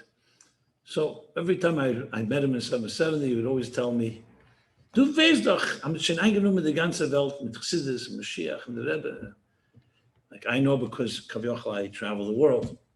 So and he tells me, I said, he says, yeah, did falafel shop, hot the chabil for the Rebbe, and that's just all, and the cabs, the taxis, they all. So I mean, somewhat not in jest, but a little humor. I said to him, you ever hear of a country called China? Yeah.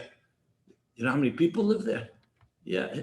I don't know. I said 1.8 billion. Billion. He says, billion? It's a million. I said, billion. So I said, how many of them know about Chassidus, Rebbe, Mashiach? Do they even know the name? Okay. Por gel Chinezer. Okay. That's how he dismissed it. Fine. So I said, what about the Indianer? So he said, the Indians, musician always got it. I said, not the Indians in America. I meant the country called Hoidu, India. How many people there? I said, 1.5 billion. So I was just, I say it actually as a schustem. It was like the Chassidim that were learning Likutei Torah, and they see it says there, the Alter Rebbe says that 2/3 of the earth is covered in water, and 1/3 is earth. So when they said, wherever I see, I only see land. Where's this water?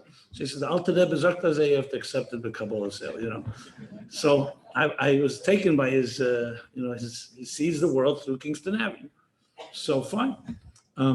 So then he tells me the Indian, the people who are the Uber drivers and the people who do customer service on Dell computer. That's what he thought.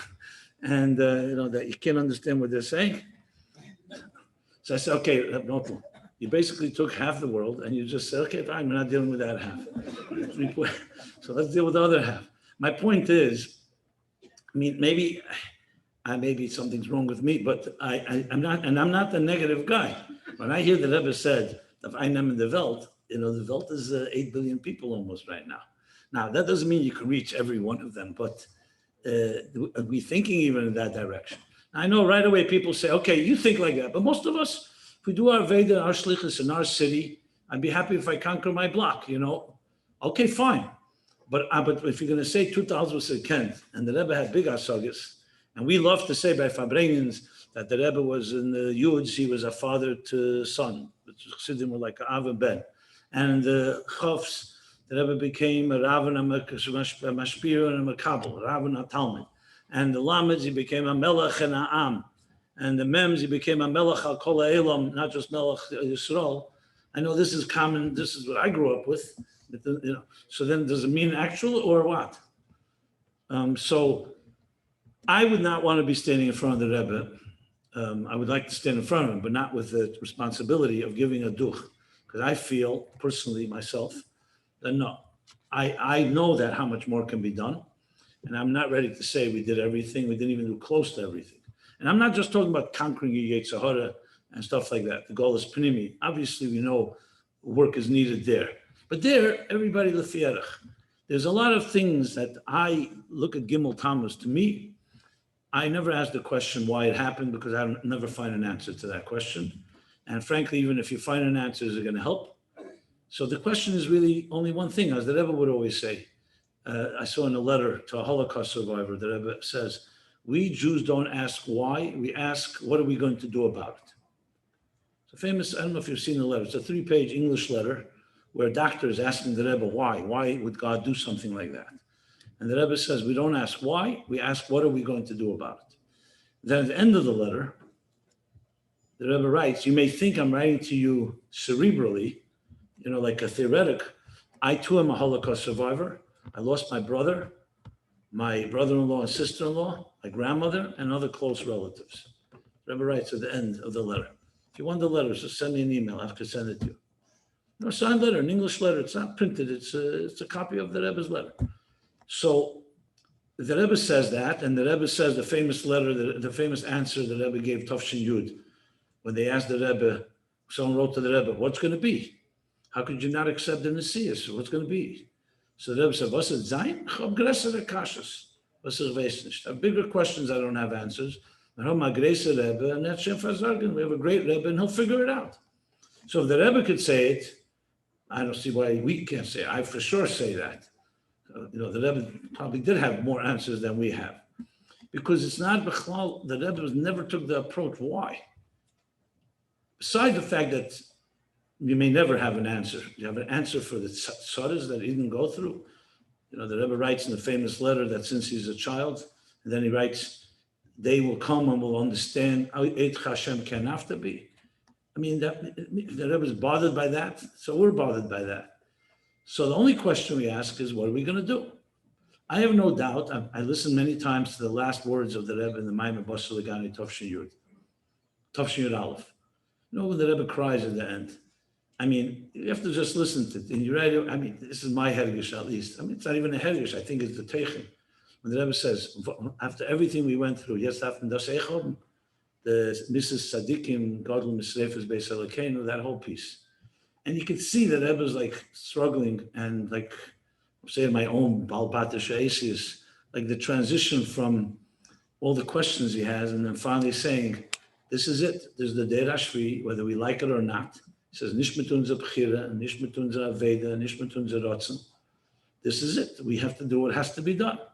Some say that Ebbetson said to the Rebbe that what will be with my father's, the Frierdiker Rebbe's, a work. But I don't know if that, I don't know if we have first-hand information who heard that. If the Ebbetson said it to the Rebbe. Did Ebbetson share that with someone? I don't know. But let's say it's correct, not correct, doesn't matter. But there's no question that when the Rebbe was rejecting the requests, it wasn't the Rebbe was playing hard to get, Chaz v'sholem. It was because the Rebbe knew what this is going to be like. The Rebbe once said in the farbrengen, I don't have the nature of an asken tziburi as Eved Shver. He said that. I'm not like an activist. He said, I prefer sitting in my room and learning and preparing a kuntras with Harman Mekemis and others. But the Rebbe, the ultimate Baal Mesiris Nefesh, you do what you have to do. I'm not comparing ourselves. My point is, if you don't ask why, you end up asking, what are you going to do? Are you part of the problem or are you part of the solution? So if I were to be able to capture in one headline, what is Gimmel Tammuz? It's a day of accountability. Are you accountable to the Rebbe as a chassid? And what are you going to do? Yes, you could sit and cry. I mean, miss the Rebbe. I mean, is there a mokum for that? Why not? But at the end of the day, we know that Rebbe never allowed tears to be the end of the story. The tears were meant to be a motivation that we're going to do something now. That was always the derech that we were taught. And so Gimmel Tammuz is that. And therefore, it has to result in one main thing, is how we intensify. And that just means hiskashrus in an abstract way, in real time, in reality. Do something you did not do till now. This is, and I'm speaking to myself, not just, it's how real farbrengen goes. I'm not speaking to you, I'm speaking to myself. Do something that you did not do. The Alter Rebbe says in Perek Tezvov, the real Aveda is some shinui haragilus. You do the same thing, very nice, but it's not Aveda. It's not, you can't say you're working on that. And then what do they say? I don't know who coined this line, but that insanity is doing the same thing and expecting different results. So if someone says, what are we going to do different to bring Mashiach here? It's up to us. We have to do something different. Derech Yeshara. We're not talking about crazy things. We're not talking about Mishagas. Talking about things that are in the Mizgeres of what the Rebbe gave us instructions to. I could just speak for myself. Torah Meaningful Life, I wrote in tears, not with simcha. What do I mean by that? When the Rebbe had the second stroke, Chof Zayin Adar Tov Shin Nun Dalet, same day, 2 years to the same day.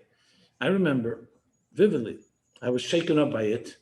Not so much, I mean, of course, the Rebbe's pain, we all were disturbed by, but personally, because this is what I did. I wrote farbrengens, and that's what I was busy. In those 2 years, we were all like lost. I mean, I did not close our mesas. We continued publishing Week in Review. I mean, we found plenty to do, but I felt myself that I wasn't doing what I should be doing.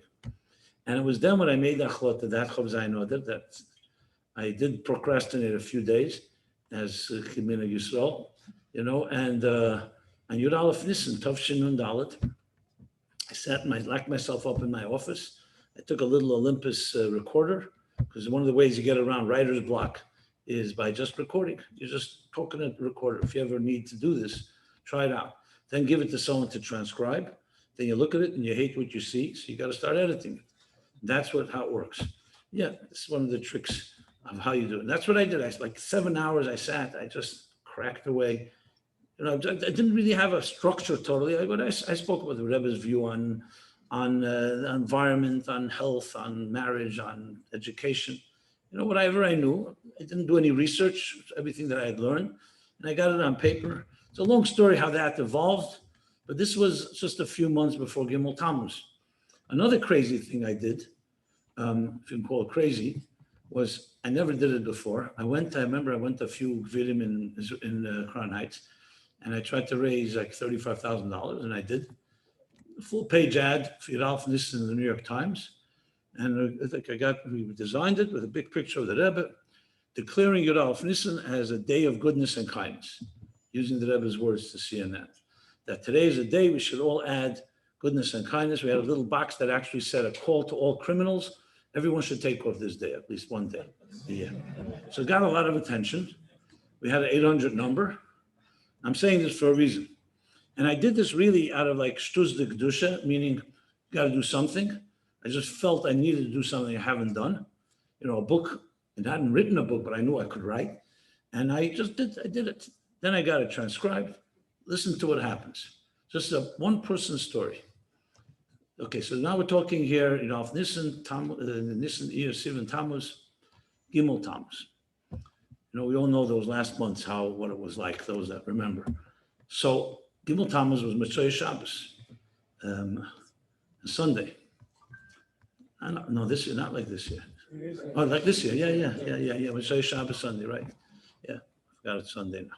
Yeah, I thought it was already Monday. Okay, so this is what happens. Because there was an 800 number on the ad, my office gets a call from CNN, Larry King, on Tuesday. This is Gimmel Hey Thomas, and also from Charlie Rose. These are two very big media, big shows. And I was not a media personality. I didn't do anything, but they found a number because they remembered that people saw the ad. There's a number. That's how it works. It was never my intention. I didn't ever think that would happen. And they wanted to know if I would be interviewed. So I said, yeah. That same night, I was interviewed by these two stations. One was in person, the other one was by satellite, meaning because CNN, Larry King was in Washington. And the next day, literally, I have an appointment with a literary agent. Now, you may not know what that is, and I didn't know what it was either. I thought it was, but that was the way you get books published. You need an agent. I thought an agent was a guy that stands on the corner and like peddles, whatever. And so one of the writers, I had shown the manuscript that I had written that was transcribed and I had edited, introduced me to this agent. Later, I found out he's one of the biggest agents in the country, a Jewish guy, come into the office. And this, I'll tell you exactly what happened without his office. He looks at me. His name is Richard. He says to me, were you on Charlie Rose last night? I said, yeah. He said, I never watched Charlie Rose, but my wife insisted we watch it. And it was fascinating. We don't need to have a meeting. Whatever you write, I'll get published. Promise is what he said to me. We didn't even sit down. The writer that was with me, who's already published 12 books by himself and never can get an agent, he told me afterwards, he says, do you know what just happened here? An agent of this caliber I said to Richard, I said to him, how do you know who I am? Maybe I'm just a con artist. No, he says, I know, I heard what you have to say. I will get it published. It's good for the Jews. It's good for publishing. That's what he said. Be the coolest thing. That's what he said, that the Rebbe should be the leader of the world. That was his words. So I said to him, are you like a closet Lubavitch or something? I thought, never know. He said, no, I go to a conservative synagogue. I live in Westchester. Not at all, but that was it. So I left. I said, can I leave the manuscript? He says, you can leave it. But and 2 days later, he had a deal. No contract, no proposal. This doesn't happen every day. And I'm saying this absolutely nothing to do with my schus, because I didn't do anything. I mean, I presented it, but I didn't do any of this. Anyone I tell it to, they say it's impossible. I said, call Richard. He's around. And he told them it was actually published. He wrote the story up. So it was meant to be. What do I say from it? What do we derive? What point I want to make? That it's not about, you never know what your results are going to be. Any businessman will tell you that. You just got to plant seeds and consistent. Look at the Rebbe himself. Tafshin Yud. Just put yourself in the shoes of the Rebbe. I don't mean as a Rebbe, but as a person. Who's he talking to? In 1950, 5 years after World War II. The people he's talking to are basically a few refugees, people who don't know English, no parnosa. Most of their families were either in Russia or killed in Europe.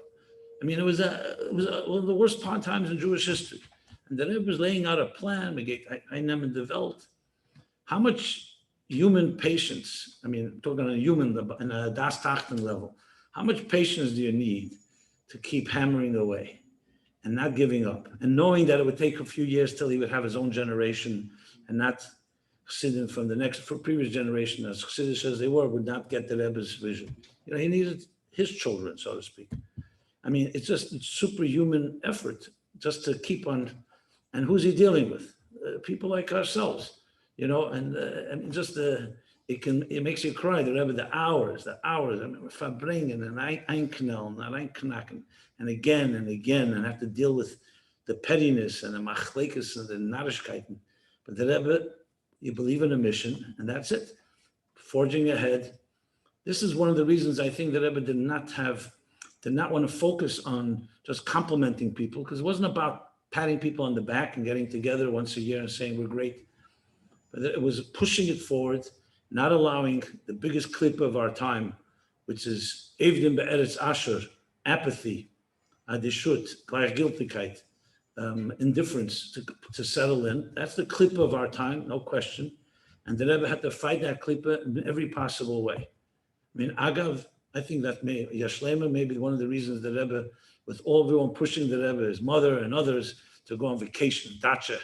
You know, obviously the Rebbeim didn't go on vacation, they didn't vacate. They were Bavaran Tzutzes, but they did travel. They went, and the Rebbe, Shumei Funat.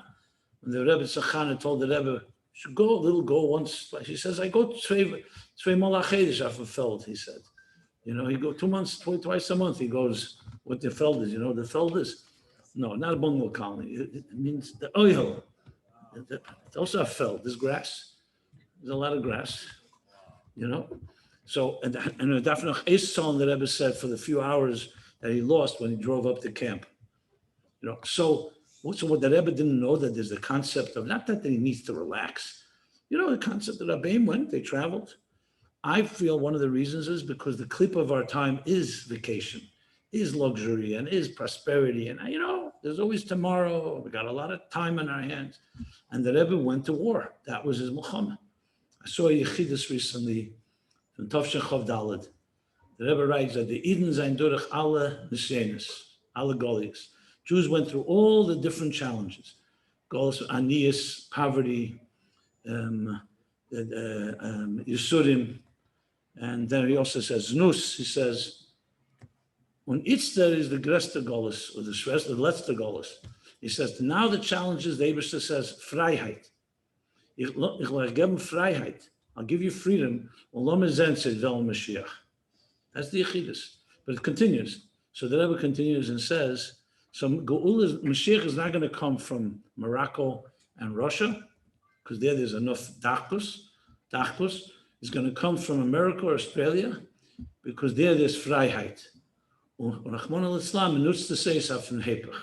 being used for the opposite. So I saw the Yechidus typed up. I was wondering, it doesn't say a name. It could be Gutnik, I'm not sure, because it says Australia. So I decided to look. Sometimes the Rebbe would speak in Yechidus things that in the farbrengen he would also. And then I found in the summer of Chof Daled, the Rebbe Taka talks a lot about Evdim be'eretz Ashur, and then the Dochim be'eretz Mitzrayim, the difference between the two Goliaths of that by Mitzrayim, which is Anias, is Meitzar, constraints, it says Nidochim, it's only pushed aside. When it comes to Ashur, Lashon Esher, from the Athan Aleph, prosperity, success, opulence, and all that, it says Evdim, that's where you get lost. And look, in Jewish history, the irony that the more freedom Jews had, the more assimilated they became. Assimilation is a creation of freedom. Not the Chaz v'Shalom freedom is the chsaron, but it brings a new challenge, and it's a very difficult challenge. So the Rebbe went to war against that, and frankly, it's one of the hardest things. I mean, anyone here has ever lost sleep because Mashiach didn't come? we are very comfortable. I know we went through COVID and we have our personal tzaras. I'm not suggesting we don't have our challenges. But b'chlolos, if our grandparents, great-grandparents were here, Shmuel says the difference between Ein Ben Yimei Mashiach, Elam Hazel, Shibud Malchus, the Rambam brings it. Basically, what Shibud Malchus do we have? So someone once told me, yeah, we have to pay parking tickets and taxes. Okay, compare that to Shibud Malchus 100 years ago or 70 years ago. So this is the challenge, and the only way you wake yourself up is by waking others up. Like I said before, you have to kitzel. So we're here to tickle each other, I guess, to make ourselves a little, the guy that has a business card, I make happy people miserable and miserable people happy. So maybe that's what we need to do, right? Not miserable, chas v'shalom. Talking about a good type of challenge. So I feel that a farbrengen like this is meant to do exactly that to me and to you, that we challenge each other and cannot accept the status quo. And doesn't mean that suddenly we can suddenly have a new level of Vedas and Neshama and Yichud Yillah, Yichud Tata. But like the Rebbe taught us, sometimes it's behavioral change. You change actions. The Rebbe didn't say shluchim have to become tzaddikim or even beinanim before they go out on shlichus. But go, do the work, do the effort. I remember once a farbrengen, the Rebbe said that main Aveda today is Lemech Sidis, Chabad, and Malchus, the Maisa Bepeil. And the Eberste Mitzar from Achshava Tevel the Maisa, and that the Eberste will fill in already the in between. In other words, you can't wait till you have Ava Yira and Vedas Sarachmim and all that. If you have it, great. So that's what I believe we need to be doing. If someone has a different suggestion, great. But I really think that's where it comes down to. And if you think there's no work to be done, contact me. I'll give you plenty of things, ideas. L'chaim, l'chaim. Glad I have a guy that says, Ad kan Chof Gimmel. It says in Sharakil. The Rebbe's grandfather, he says, why do you say Ad kan? Because our Chof is makif, is a bligvul. So you need to make an Ad kan, or else it'll just never end. Zinganik, yeah. Rabbi Sitchin, how are you? Nice to see you.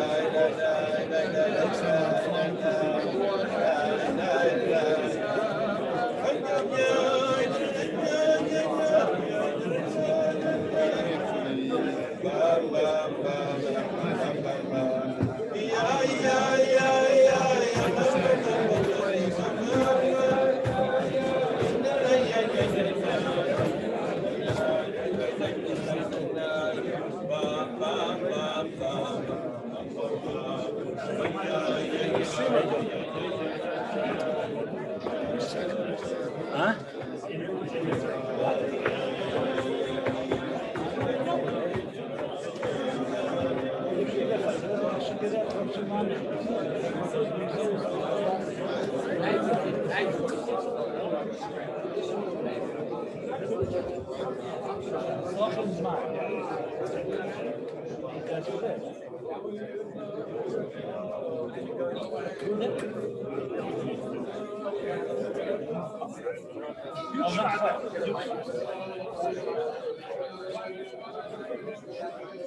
I have a flight. We got a 1 a.m. flight.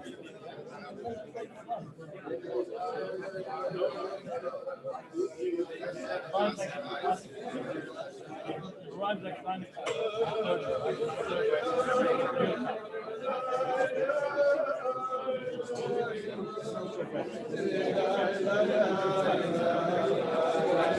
Is this farbrengen have a curfew or all the people go around?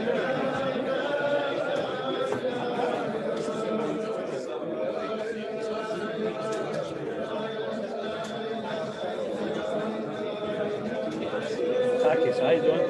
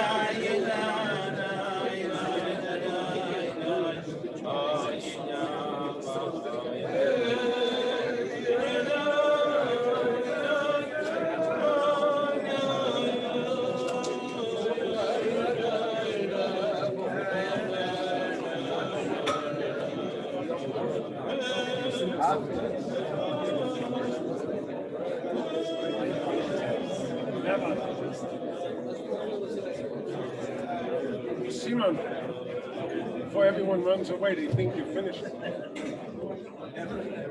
Right. L'chaim, l'chaim. I'm fine.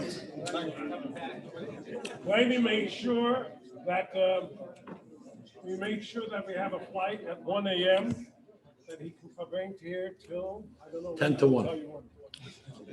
They will tell you till 1:45. Chaim l'chaim. Yeah. It's a late flight. It's good. I like it.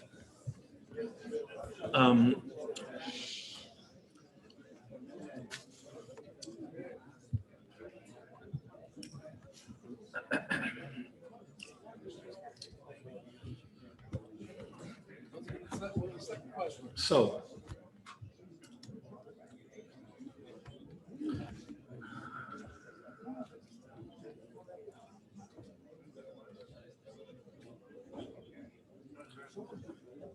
I want to go back to what I said at the beginning about coming to America and not making a mistake.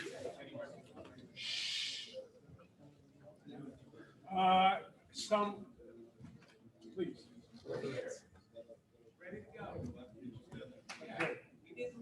Yes, saying hello, family member. I recognize you.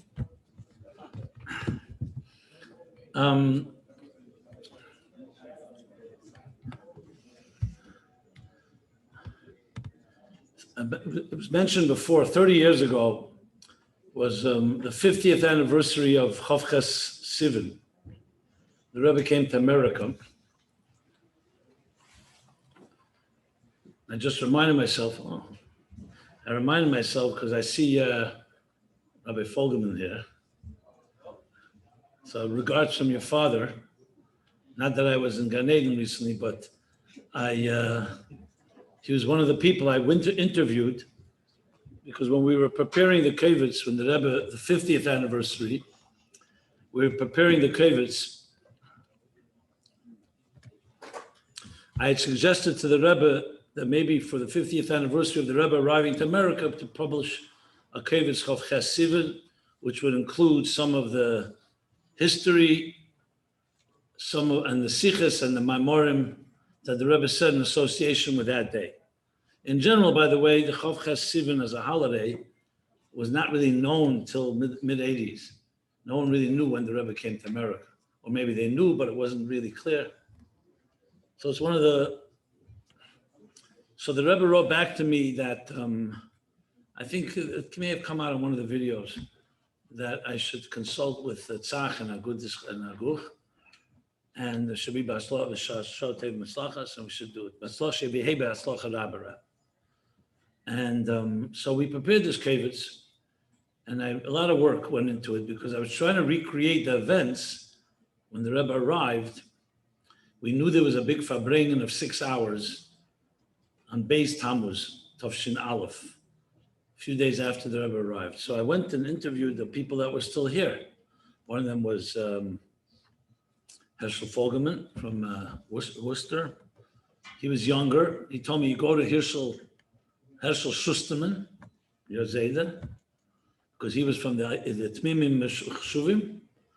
And he said, I had the Posners were around, Zalman and Label Vodel Chaim and Chaim. And who else was around? Yitzchak Groner was still there.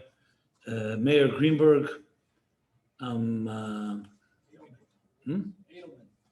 Edelman. And I really spoke, I was on the phone with them and we're talking, trying to get, my real goal, my biggest passion was to try to recreate the farbrengen. Because I had done that in the case where the Rebbe spoke about chess. You may have seen there's a sicha from the Rebbe edited in Chof Ches. He spoke once about chess, all the lessons you learn from chess moves. It's printed in a Sefer Yemei Bereshis. They reprinted it now in the New Likutei Sichos, volume 40, second volume. So I thought that maybe I could recreate it here too.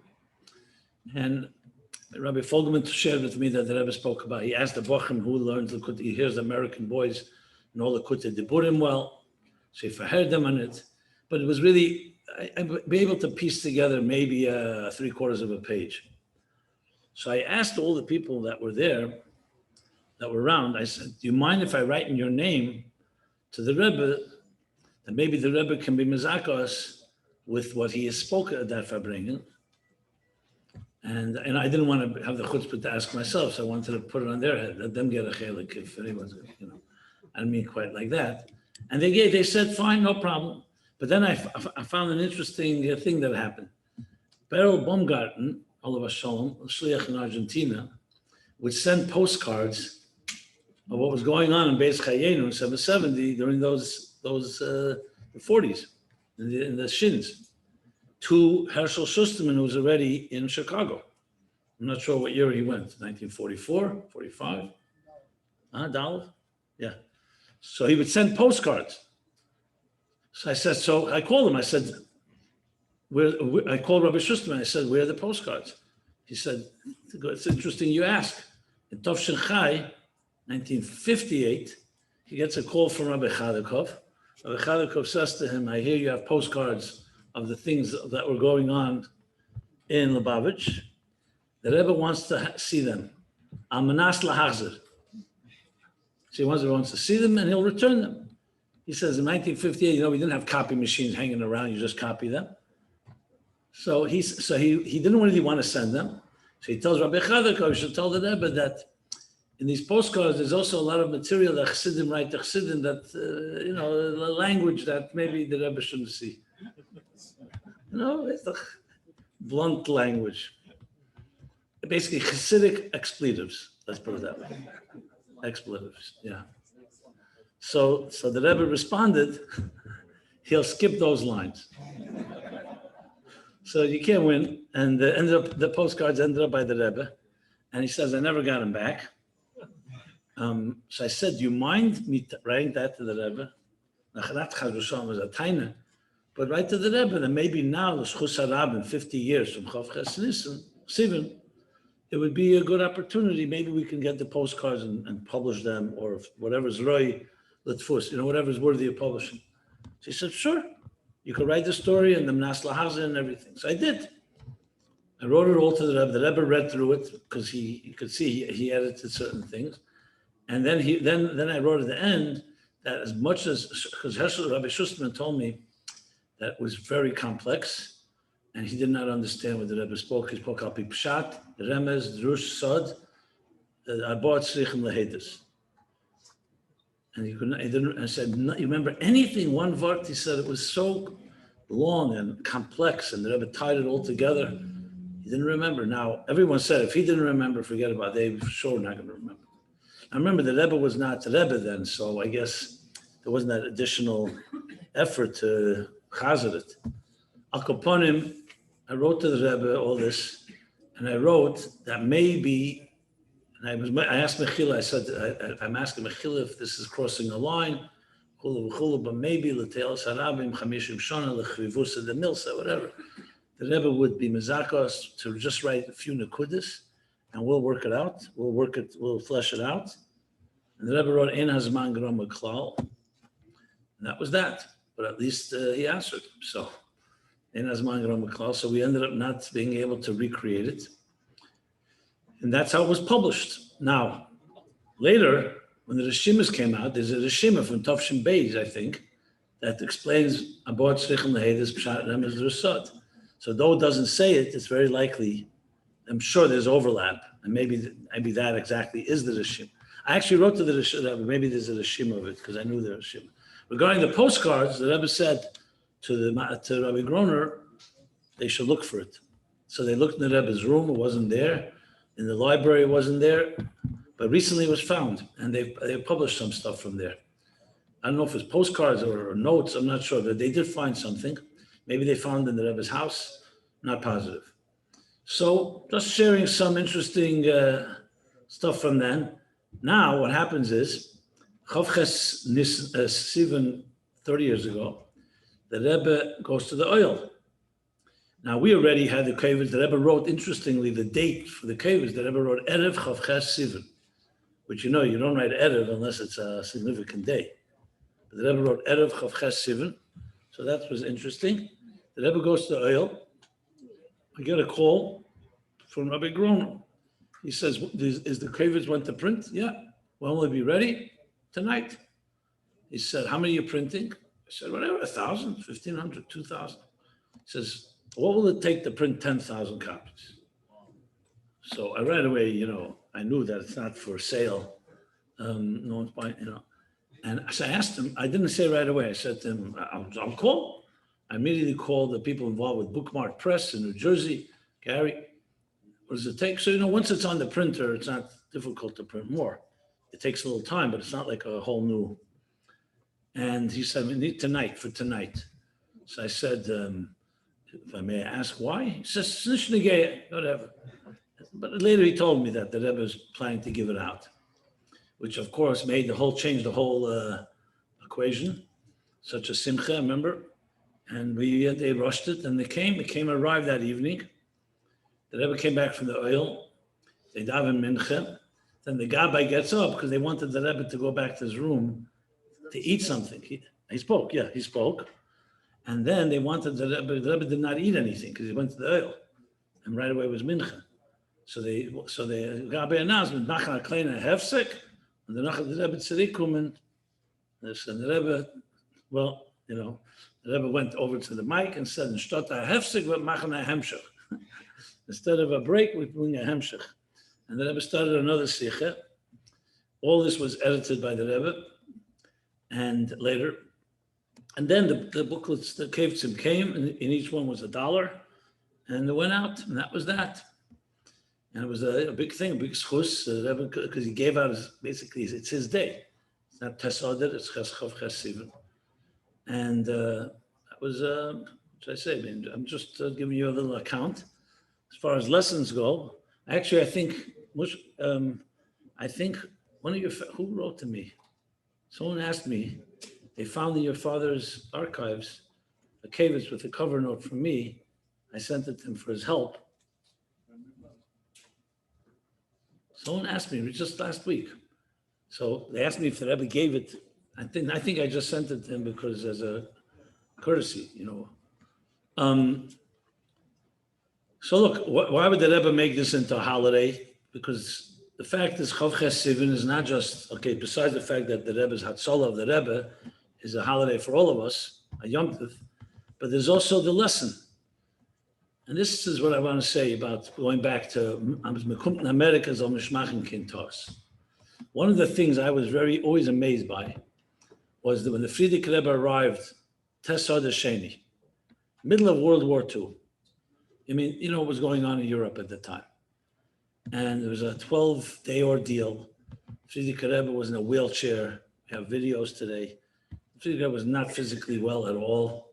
Besides the Agnes Nefesh and everything that was going on, they drive the Frierdiker Rebbe, they take the Frierdiker Rebbe to the Greystone Hotel. And everyone thought the Frierdiker Rebbe is going to rest. No, he wants to speak. And there were a few people there. I don't know if your father was there. He was there? Okay. How old was your father that year? Okay, that's okay. Yeah, that's an adult.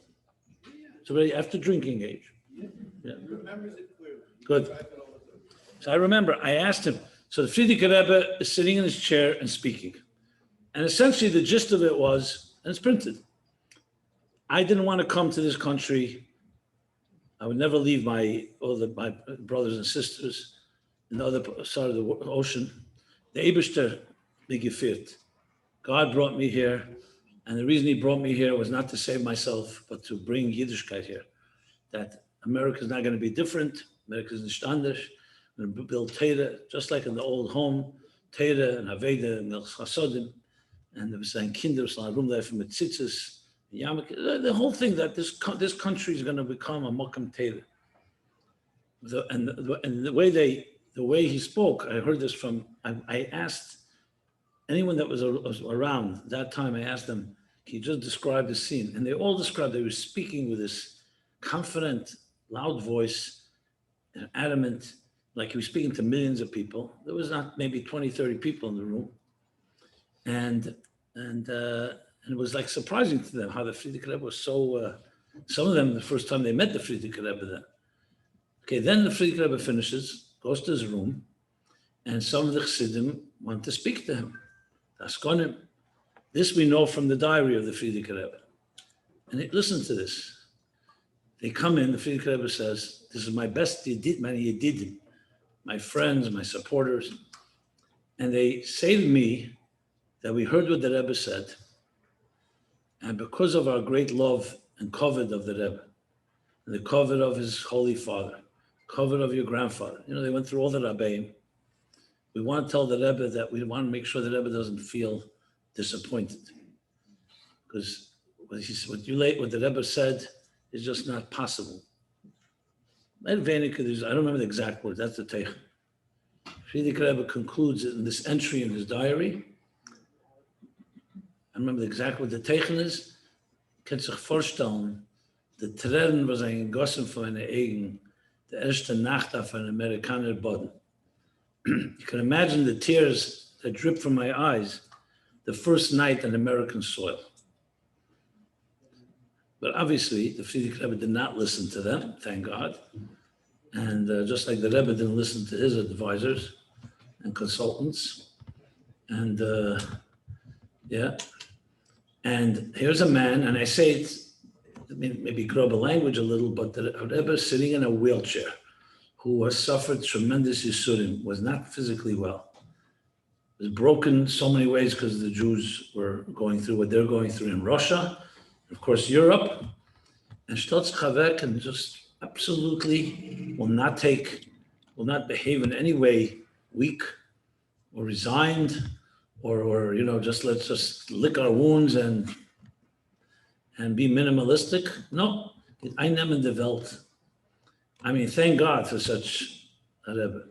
And then the Rebbe with the same attitude. When I was around maybe 9 years old. So there's some people here that were Shuvi Hatmimim, Sukkis Tovshel Chof Zion, did not stop raining, right? With a downpour, ganze Sukkah. Now you all know in a Sukkah, in Chabad has a mila, and the Sukkah is very thick. So if it's a drizzle, it's great because it doesn't come in so easily. It's not bamboos. On the other hand, once it's pouring long enough and it gets saturated, it doesn't just come in, it comes in these globs that are quite annoying. Now it was raining. As a kid, I just remember it didn't stop raining. The Rebbe had farbrengen, second day of Sukkot, Shabbos Chalamayit Sukkot, and the Sukkot, the farbrengen in the Sukkot. So I remember as a kid, I would have been 3 years, I was on 8, 9, and I come into the Sukkot, can't really hear, the Rebbe sitting up front. I heard later that the Rebbe wore a coat, then he took off his coat, and interestingly said an interesting mimer called Shafta Maim Besosen, which is a Sukkot mimer, but I'm sure it also, the rain didn't, no one missed the point that it's pouring. And then the Rebbe, I'm seeing the Rebbe sitting there. Everyone's there only because the Rebbe's there. Nobody's enjoying the Sukkah exactly.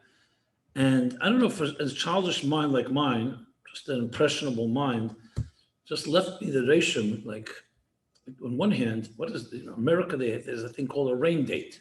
It's raining, you push it off for the next day. And also here, it was not like a mitzvah to sit in the Sukkah. It wasn't like they were eating a meal.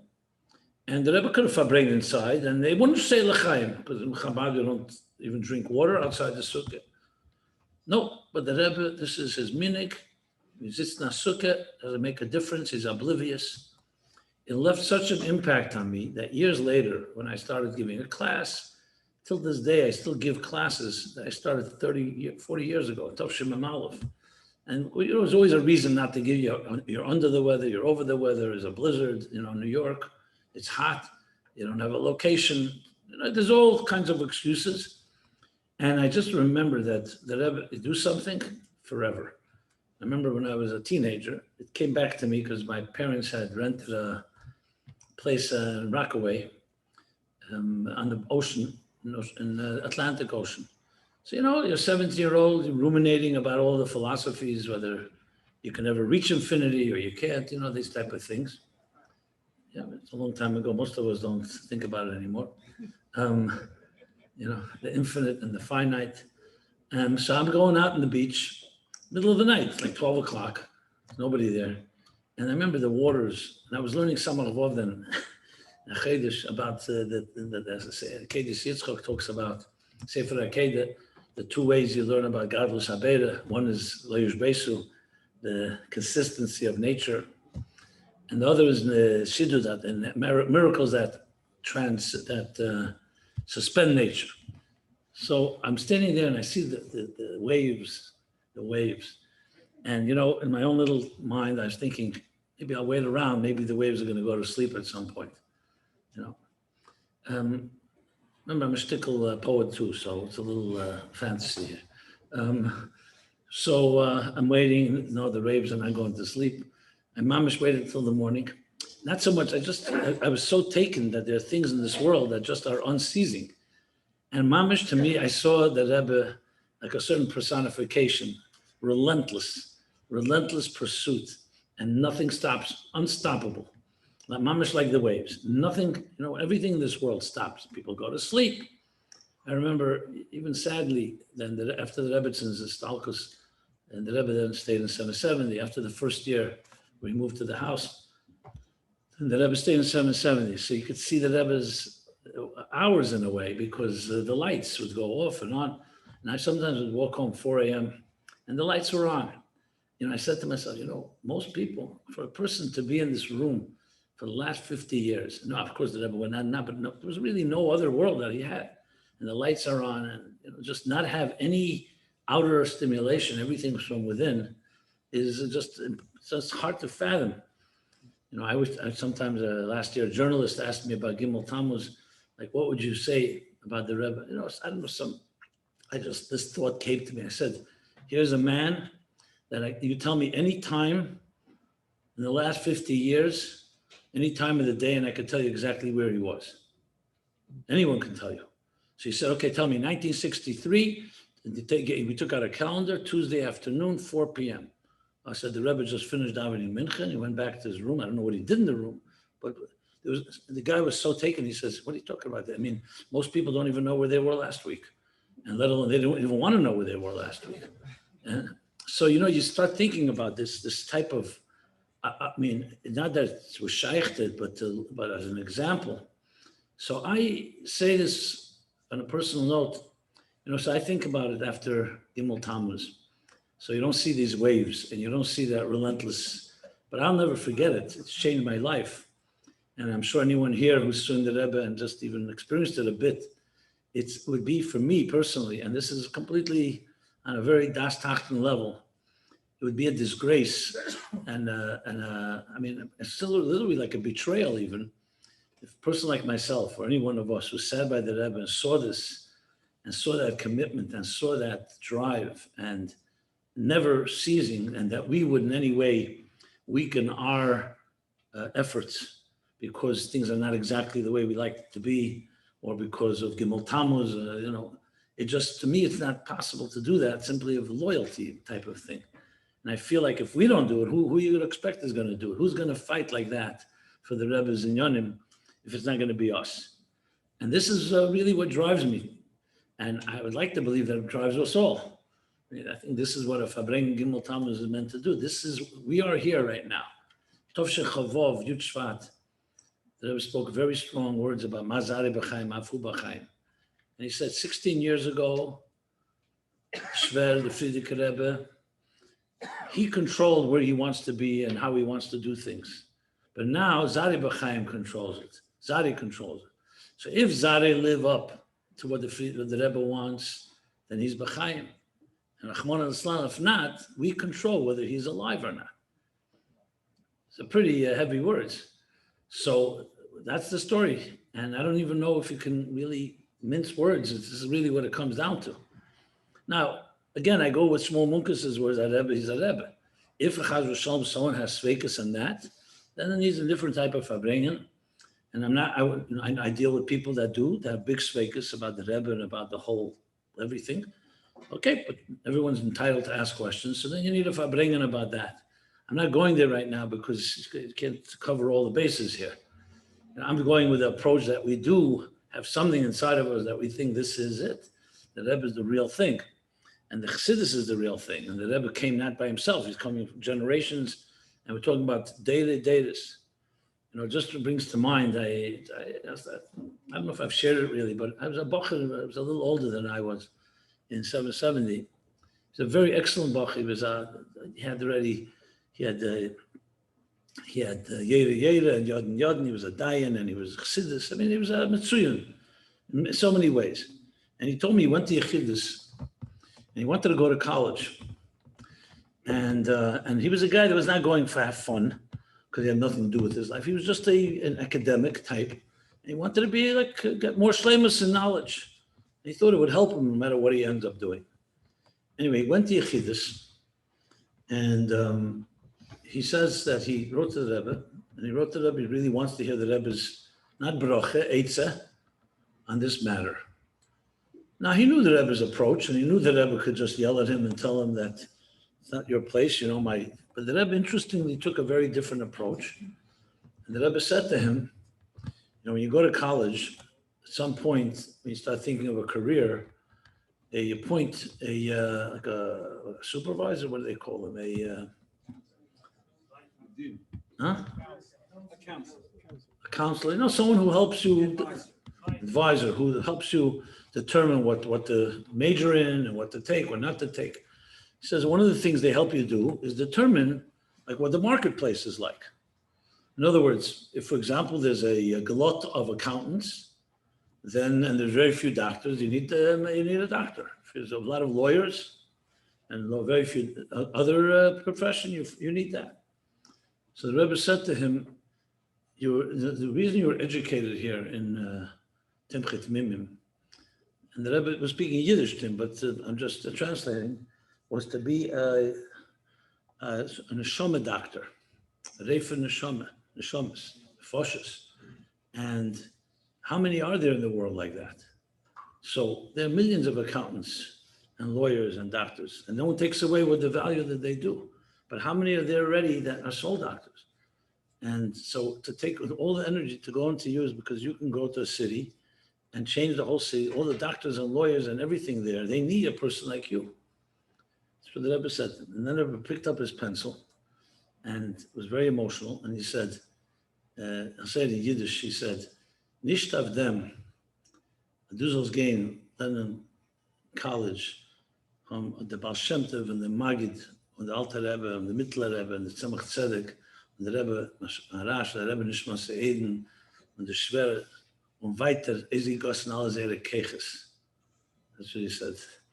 Not for you to go become, anyway, I have to translate that. Everyone understood that they didn't pour out all their efforts for you to do that. Anyway, you can imagine to change his position very well. He's a Matzliach Dikashliach. He's a great guy in many ways. He was honest. He was not that kid. He was straight with the Rebbe.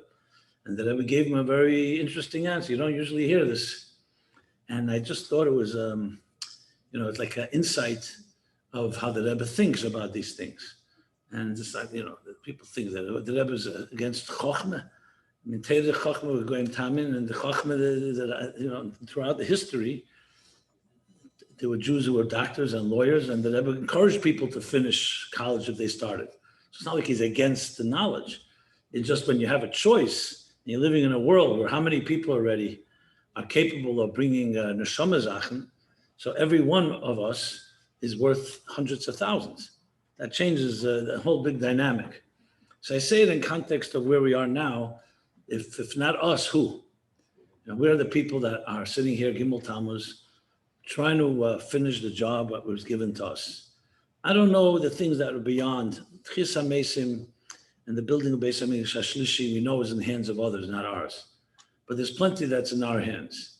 And I think that a night like this, a farbrengen like this, has to yield cholapochas, a few serious achlotas individually, and anything, but has to be in the categories of what the Rebbe demanded, especially around Gula Mashiach, especially around Yefutzim and Esechel Chutza, which is our brand. It's essentially our best product. That's what makes us unique. We can offer Chassidus, which speaks to any type of person, and so on. I deal with a lot with this, of course, applying Chassidus and trying to make it explain how it's relevant. I can't tell you how much pushback and resistance I get, not from the secular world, from the Chassidish world, meaning our Chassid. Like one person told me, who do you think you are? You're going to make Tanya relevant? So that's what he said to me. He happens to be a mashpia. So I said, so why did the Alter Rebbe write the Sefer? He said, this is Tanya Kadisha, Ave V'yire. I said, but you ever read Akdomis HaMalach? What are you talking about?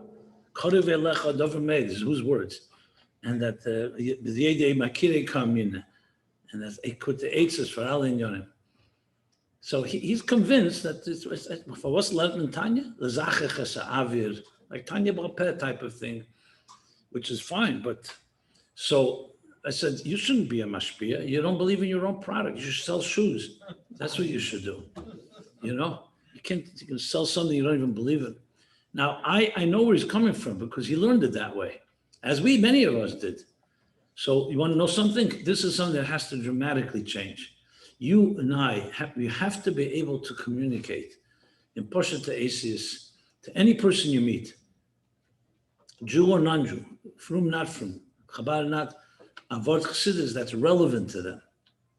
Can you explain a malakal element to someone that doesn't have any ideas in Chassidus or Torah? Do you have a way of explaining it? What would you say? Between malakal element and seva kalam. So we speak to each other. What we do? Yeah, mamala seva, of course. Yeah. And then there's atzmus. And this. And atzilus, what's atzilus? Atzmus ain't so. This is hechaf aralos. The Alter Rebbe trembled when he said atzilus. He couldn't even say the word. I'm saying is that we have to be able to communicate Chassidus. So first of all, you have to believe that Chassidus is relevant like that. And then you have to figure out how to explain it, because that is our product. And more than that, how can you live Mashiachdik and Geuladik if you can't understand Elokus? Alter Rebbe says, Klada Esis, beginning of Perek Lamed Zayin and Tanya. V'gili zeh sheyimesa Mashiach et chiyas hamesim. Shugili eid ein sof be'elam hazar gashmi. Totally masene of the seder. But just that word, Gili eid ein sof be'elam hazar gashmi. If you cannot explain those words, how could you explain? This is the Yesedus of Yesedus, Perek Lamed Vav and Lamed Zayin, of what Mashiach means, what Geula means, Tira b'tachtenim. How do you say that in simple English that anyone would say, not just they understand, they'd say, wow, that's exciting. I'd like to be part of that. So even if we made achlota just to do that, and then try it out, communicate it, that already can shift and tip the scales and maybe do. Then you could say tut alt, maybe it's not alts, but it's something at least. And I hope it doesn't come across like musar, because again, I'm speaking to myself, but I really feel this is something that is like given to us. What are these thousands and thousands of pages of the Rabbeim's Chassidus if it's not meant to be used? And if it's just meant to be haskolas and avshotis and so on and so forth. And I saw Yechidus with Rabbi David Raskin, Tovshin Yud. Mugi by the Rebbe, Tammuz Tovshin Yud. So it's very early. He asked the Rebbe a bunch of things about Chassidus, but the two things that stand out that I'll mention. He asked the Rebbe, first of all, what happens you learn Chassidus, you don't feel it has ashpah on you? The second question is, how are you supposed to learn a mimer? This is the question. And the Rebbe answers, and the Rebbe is Magiyat. So it's Agos of the Rebbe. The first question the Rebbe answers with a moshel I never saw anywhere. He says it's like walking in the street and the sun is shining on you and your eyes are closed. So you don't know the sun is shining, but it's definitely shining and touching you and warming you, and that's that. That's Chassidus. You learn Chassidus, it affects you no matter what. You have to figure out how to open your eyes, appreciate it. That was the Rebbe's answer in the first question. How to learn a mimer? The Rebbe says a mimer, any sif, every os in a mimer, you have to stop at the end of the os and ask yourself, what lesson do you take from you? Not the lesson the mimer is telling you. But what, like, for example, the Rebbe says, let's say you're learning about Torah is Araisa v'kudshamrichu kulachar, and all the milas of Torah. So tomorrow morning, you're going to start a new shir in learning Torah or be made of someone else to learn. And the Rebbe gives an example for this. He says that the bechein of a mimer, like this bechein, like this learning Torah, is like a nodel, like a machat. So if you want to make a hole in something, you can't use a thick finger or a thick object. You need a very thin needle. So the haskola of the mimer, the techen of the mimer is the piece of material. But if you want to penetrate it, it has to have a bechein in your personal aved. That's what the Rebbe says. Now you think about it. It's not like, but the Rebbe says it. So these things are real directives. So it's not a pillow when the Rebbe says Lilmid in Yoni Gula Mashiach. Obviously, the Rebbe means Yoni Gula Mashiach, but in some places you'll look, it says Lilmid Chassidus, because Chassidus is Terosha Shel Mashiach. In Chassidus itself, obviously, there's sugis where you talk directly about Elam Habo or Tchis HaMesim or Yemesa Mashiach. But the point is that both internally and obviously how we mashpia on others, it all comes down to, can you make it real? If Chassidus and Elokus is not real, how could you make Mashiach real? When I was in fourth grade, in Bedford and Dean, our teacher told us that when Mashiach comes, ice cream will grow on trees. So it was very appealing because we all love ice cream. And I guess it's miyusad on the clay milas or the other lashenas. I asked years later, I asked him, I said, it was very nice, but was anything more about Mashiach except ice cream on trees? And no, he was trying to make it, palatable. But the point I want to make is that when you can understand, and Rishach said it earlier, and I said it myself as well, that the idea of Gilia Lakus and Welt is not just some concept. When you live by Torah and mitzvahs, it's not just you're following God's orders. Yes, that's technically correct. Your own mahus, You say Teres Chayenu Ve'erich Yameinu, it's more than just you're following orders. It's your very essence. You may not feel it, but it's essentially who you are. Now, I was said to Rabbi Shachar before I wanted to agree with him about the issue of farbrengen once Mashiach comes. There's a sicha in Chof Ches Sivan. It's a medidika sicha where the Rebbe added a whole sif, Ksaviyat Kodshe. Sicha is about Yehuda and Yosef. And the Rebbe says there that Yehuda, Chassidus talks, Yehuda is Maisa, Yosef is Talmud, the famous Machlekes, Talmud Gadol, Maisa Gadol. So Talmud Gadol, Shemevi L'dei Maisa. Because B'chal Masayim Money, you have both. The Rebbe asked a big question. If that's the case, why is it saying Sforim that when Mashiach comes, will be Maisa Gadol? You have both. Why suddenly Maisa and not Talmud? So there's an answer in the Sicha, and the Rebbe added in his own handwriting a whole additional answer. And it gives you such a take. First of all, the Rebbe is Meridik, but also you see how difference between how you understand Geula. And the Rebbe says there like this. Why do you need Talmud? Because you don't know what to do. We live in a world where the Maisa Sheyas and Ela Shaleta Center is not obvious. So you need a Torah that tells you today is Shabbos. Here's the Hilchah Shabbos. Here's Yom Tov. Today is this day, that. In a world where Elikus will be V'goli, the world itself will tell you what's right and what's wrong. The Rebbe brings the medrash that the te'ena, the fig, will cry out, Shemitah or Shabbos if you touch it. Even Mekir Tizak, the stones in the walls themselves will cry out. So once the world itself is telling you, you don't need to learn in a Shulchan Aruch. Just like no one has to wake up in the morning and look in a book and say, eat breakfast. I'm hungry. Oh, I didn't realize I'm hungry till I read about it. The Torah, like what Levi Baditcher said, a kunz, that you give people, you give them Elam Haza in reality, and you write in the books about Elam Haba. If you give them Elam Haba in reality and write in the books about Elam Haza, you'll see how they behave. So Gashmi is dika hunger or thirst or fatigue, we feel. You don't need to look in a book. L'asad Lavi, that will be the reality of a person's existence. So you don't need Talmud. That's why Maisa God. I to say there won't be Talmud Torah. So the Alter Rebbe says in the Geras HaKeder, Simcha Chavov, it won't be to know Tev and Ra or Isser and Heter, Eitz Chaim.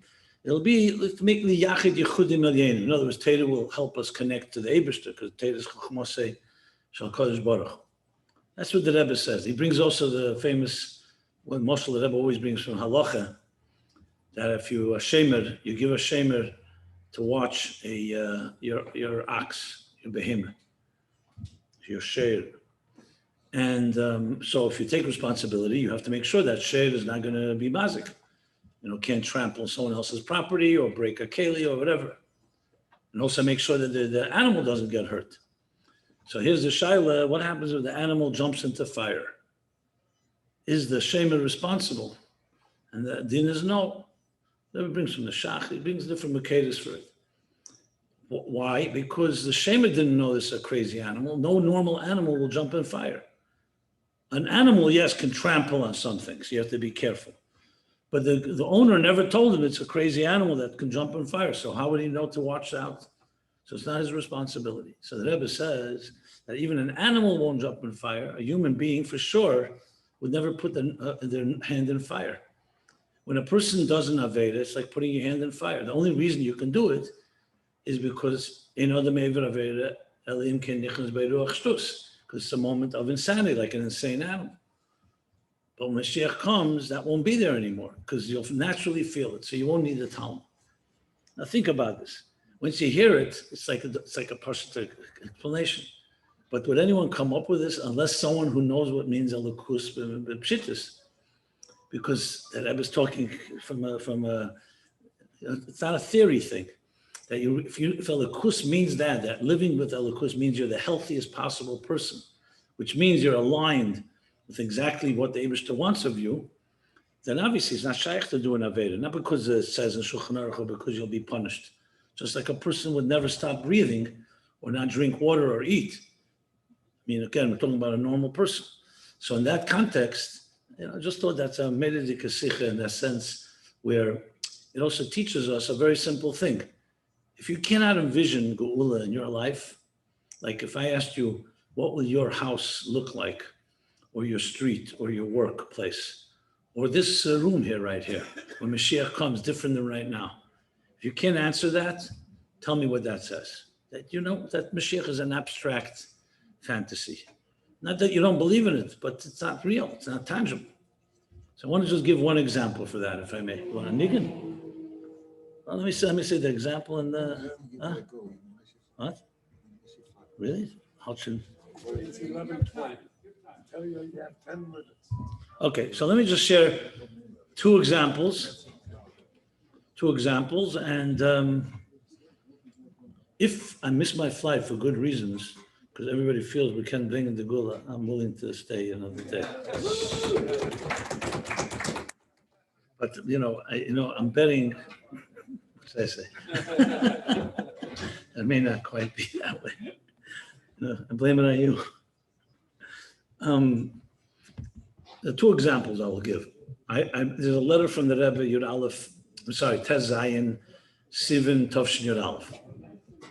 I don't know. I just fell upon it a number of years ago. The Rebbe writes to an owner of a dry cleaners. You may have heard this, Rebbe, and I said it in a few different farbrengens. Anyway, the dry cleaners. So everything is Eirah and Avedis Hashem. What's the Eirah from a dry cleaners? Can you come up with Eirah? Only the Rebbe comes up with Eirah. So what's the Eirah? As you buy garments, fresh new garments. You wear it once, twice, 3 times, 4 times. After a while, it gets soiled and wrinkled and dirty. And if you're a Baal Batish mensch, you can't rewear such a good, you can't continue wearing it. Comes the chiddush of a dry cleaners, and what? You give it to them. They immerse the garment, the beged in water, and not cold water, warm water. Then you mix it with chemicals that remove the stains, and then you put it under a press, a heavy press, and there you go. The garment is new, fresh, and you can repeat this process a number of times. Okay. What's the lesson? The lesson is this. Neshama shenasata bi teherihi. Every neshama is pure, like a new garment. But then through life, through our behavior, b'shegeg, b'mezid, whatever it may be, different transgressions or whatever we do, crimes and misdemeanors, and the neshama gets concealed to the point soiled or dirtied. So you would think, okay, it's over. No. You take the neshama, you put it into mayim, ein mayim elatera. You submerge it in water. And in warm water, varmkeit, chayis, not kaltkeit, varmkeit.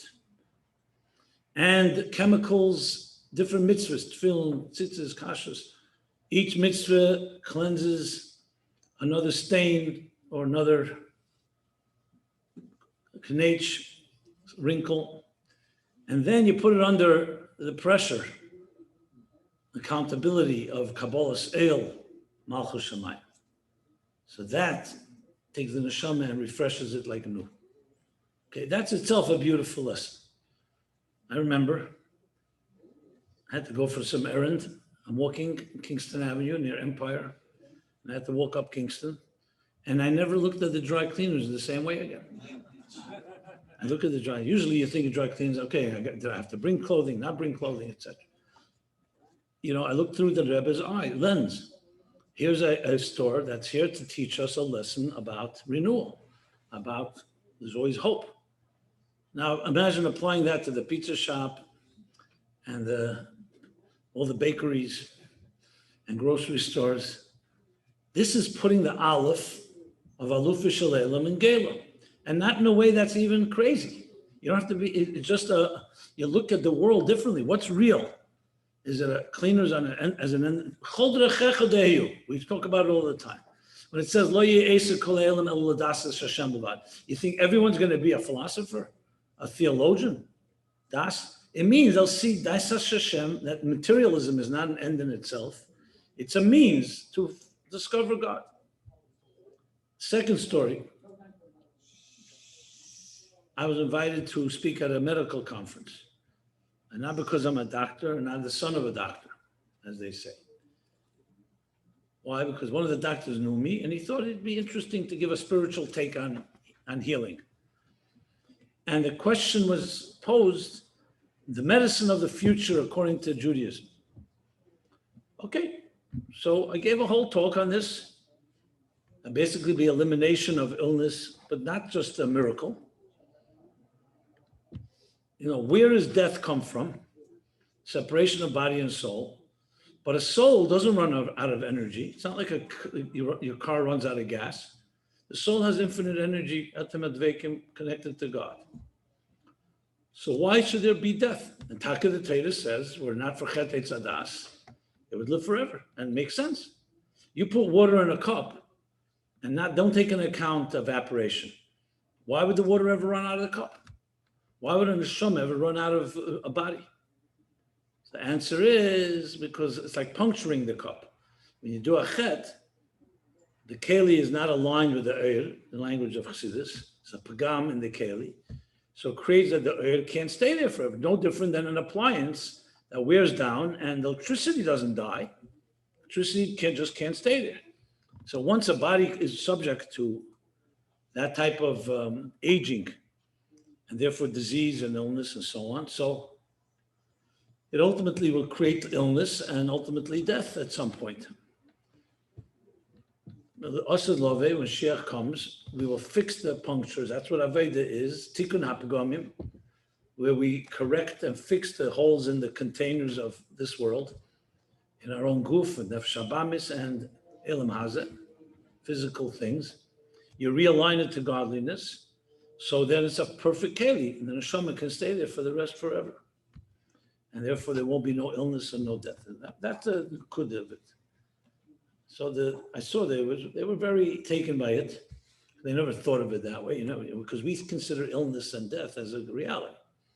And the Torah says it's an anomaly. It's true, none of us ever seen pre-chet etzadas reality, but in the mind it makes total sense. So a doctor gets up, one of the hosts, and says, beautifully stated, very eloquent, beautiful. But what will happen to us doctors then when Mashiach comes?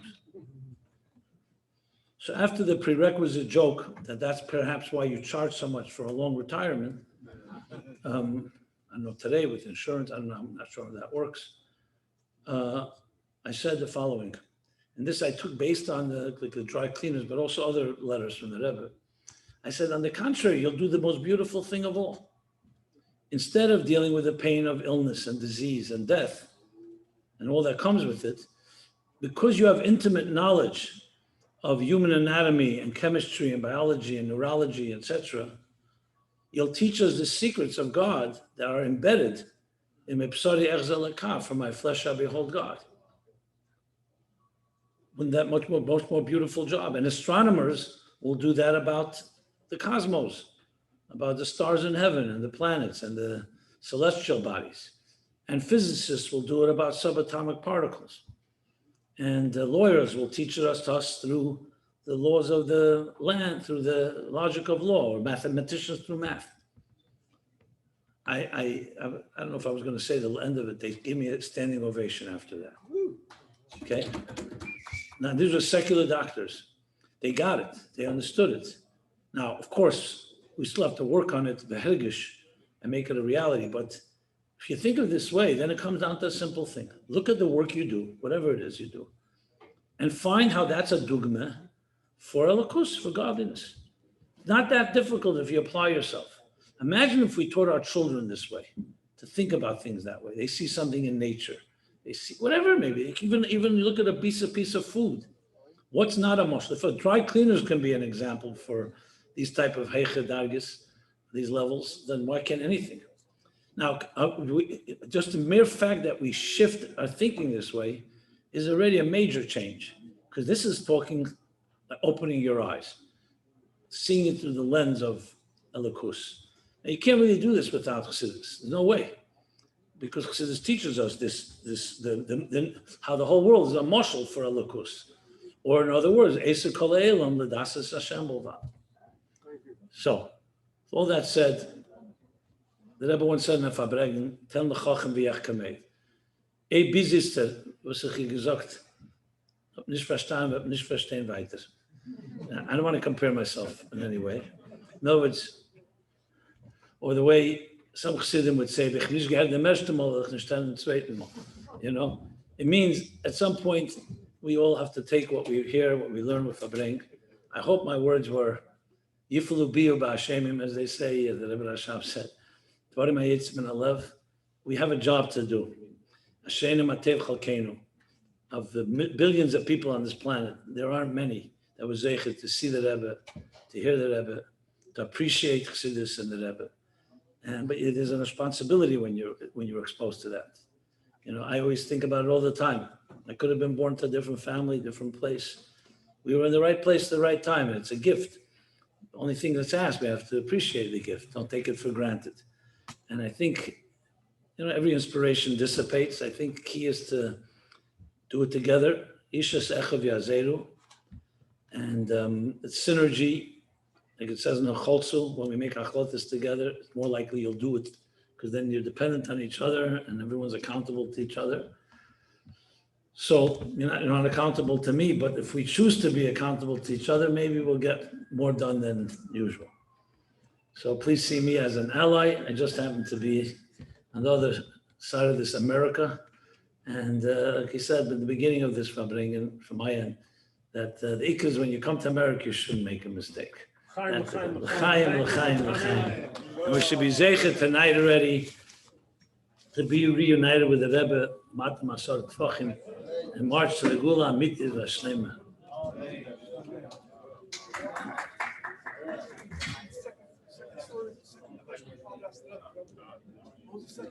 You'll have to bring me out another time for that.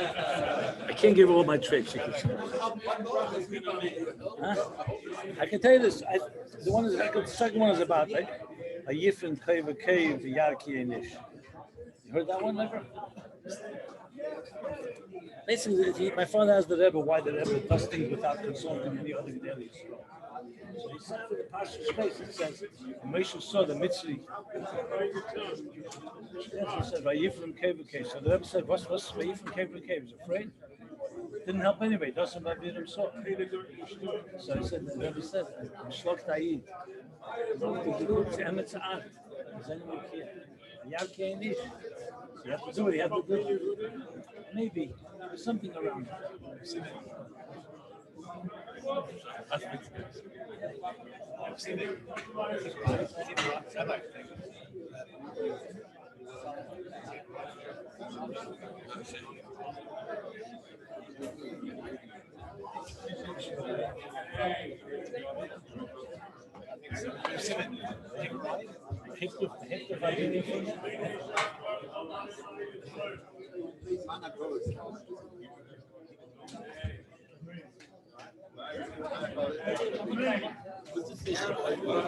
Maybe I'll ask them. Hey, how are you? Good to see you. It's a long time. Maybe Vayetze or Vayishlach Mamzayim. I think Vayishlach Mamzayim. Maybe Vayetze, Vayishlach or Vayesha Mamzayim. One of those things. Yeah. You stopped early. What is this? I gotta go to the airport. It's a microphone. The shoyl with the behemoth was stands around the fire, and my father told me a shoyl is chai vechrayes. It says acher shoyl. Thank you. Good to see you. I love to see you. It's good to be seen. Was the week of last dag Portugal brengen? I'm not going to ganze farbrengen. I have to be back in Stamford, Connecticut. Oh, okay. The letter. Ich habe eine Tochter da. Ich habe eine Sibitz.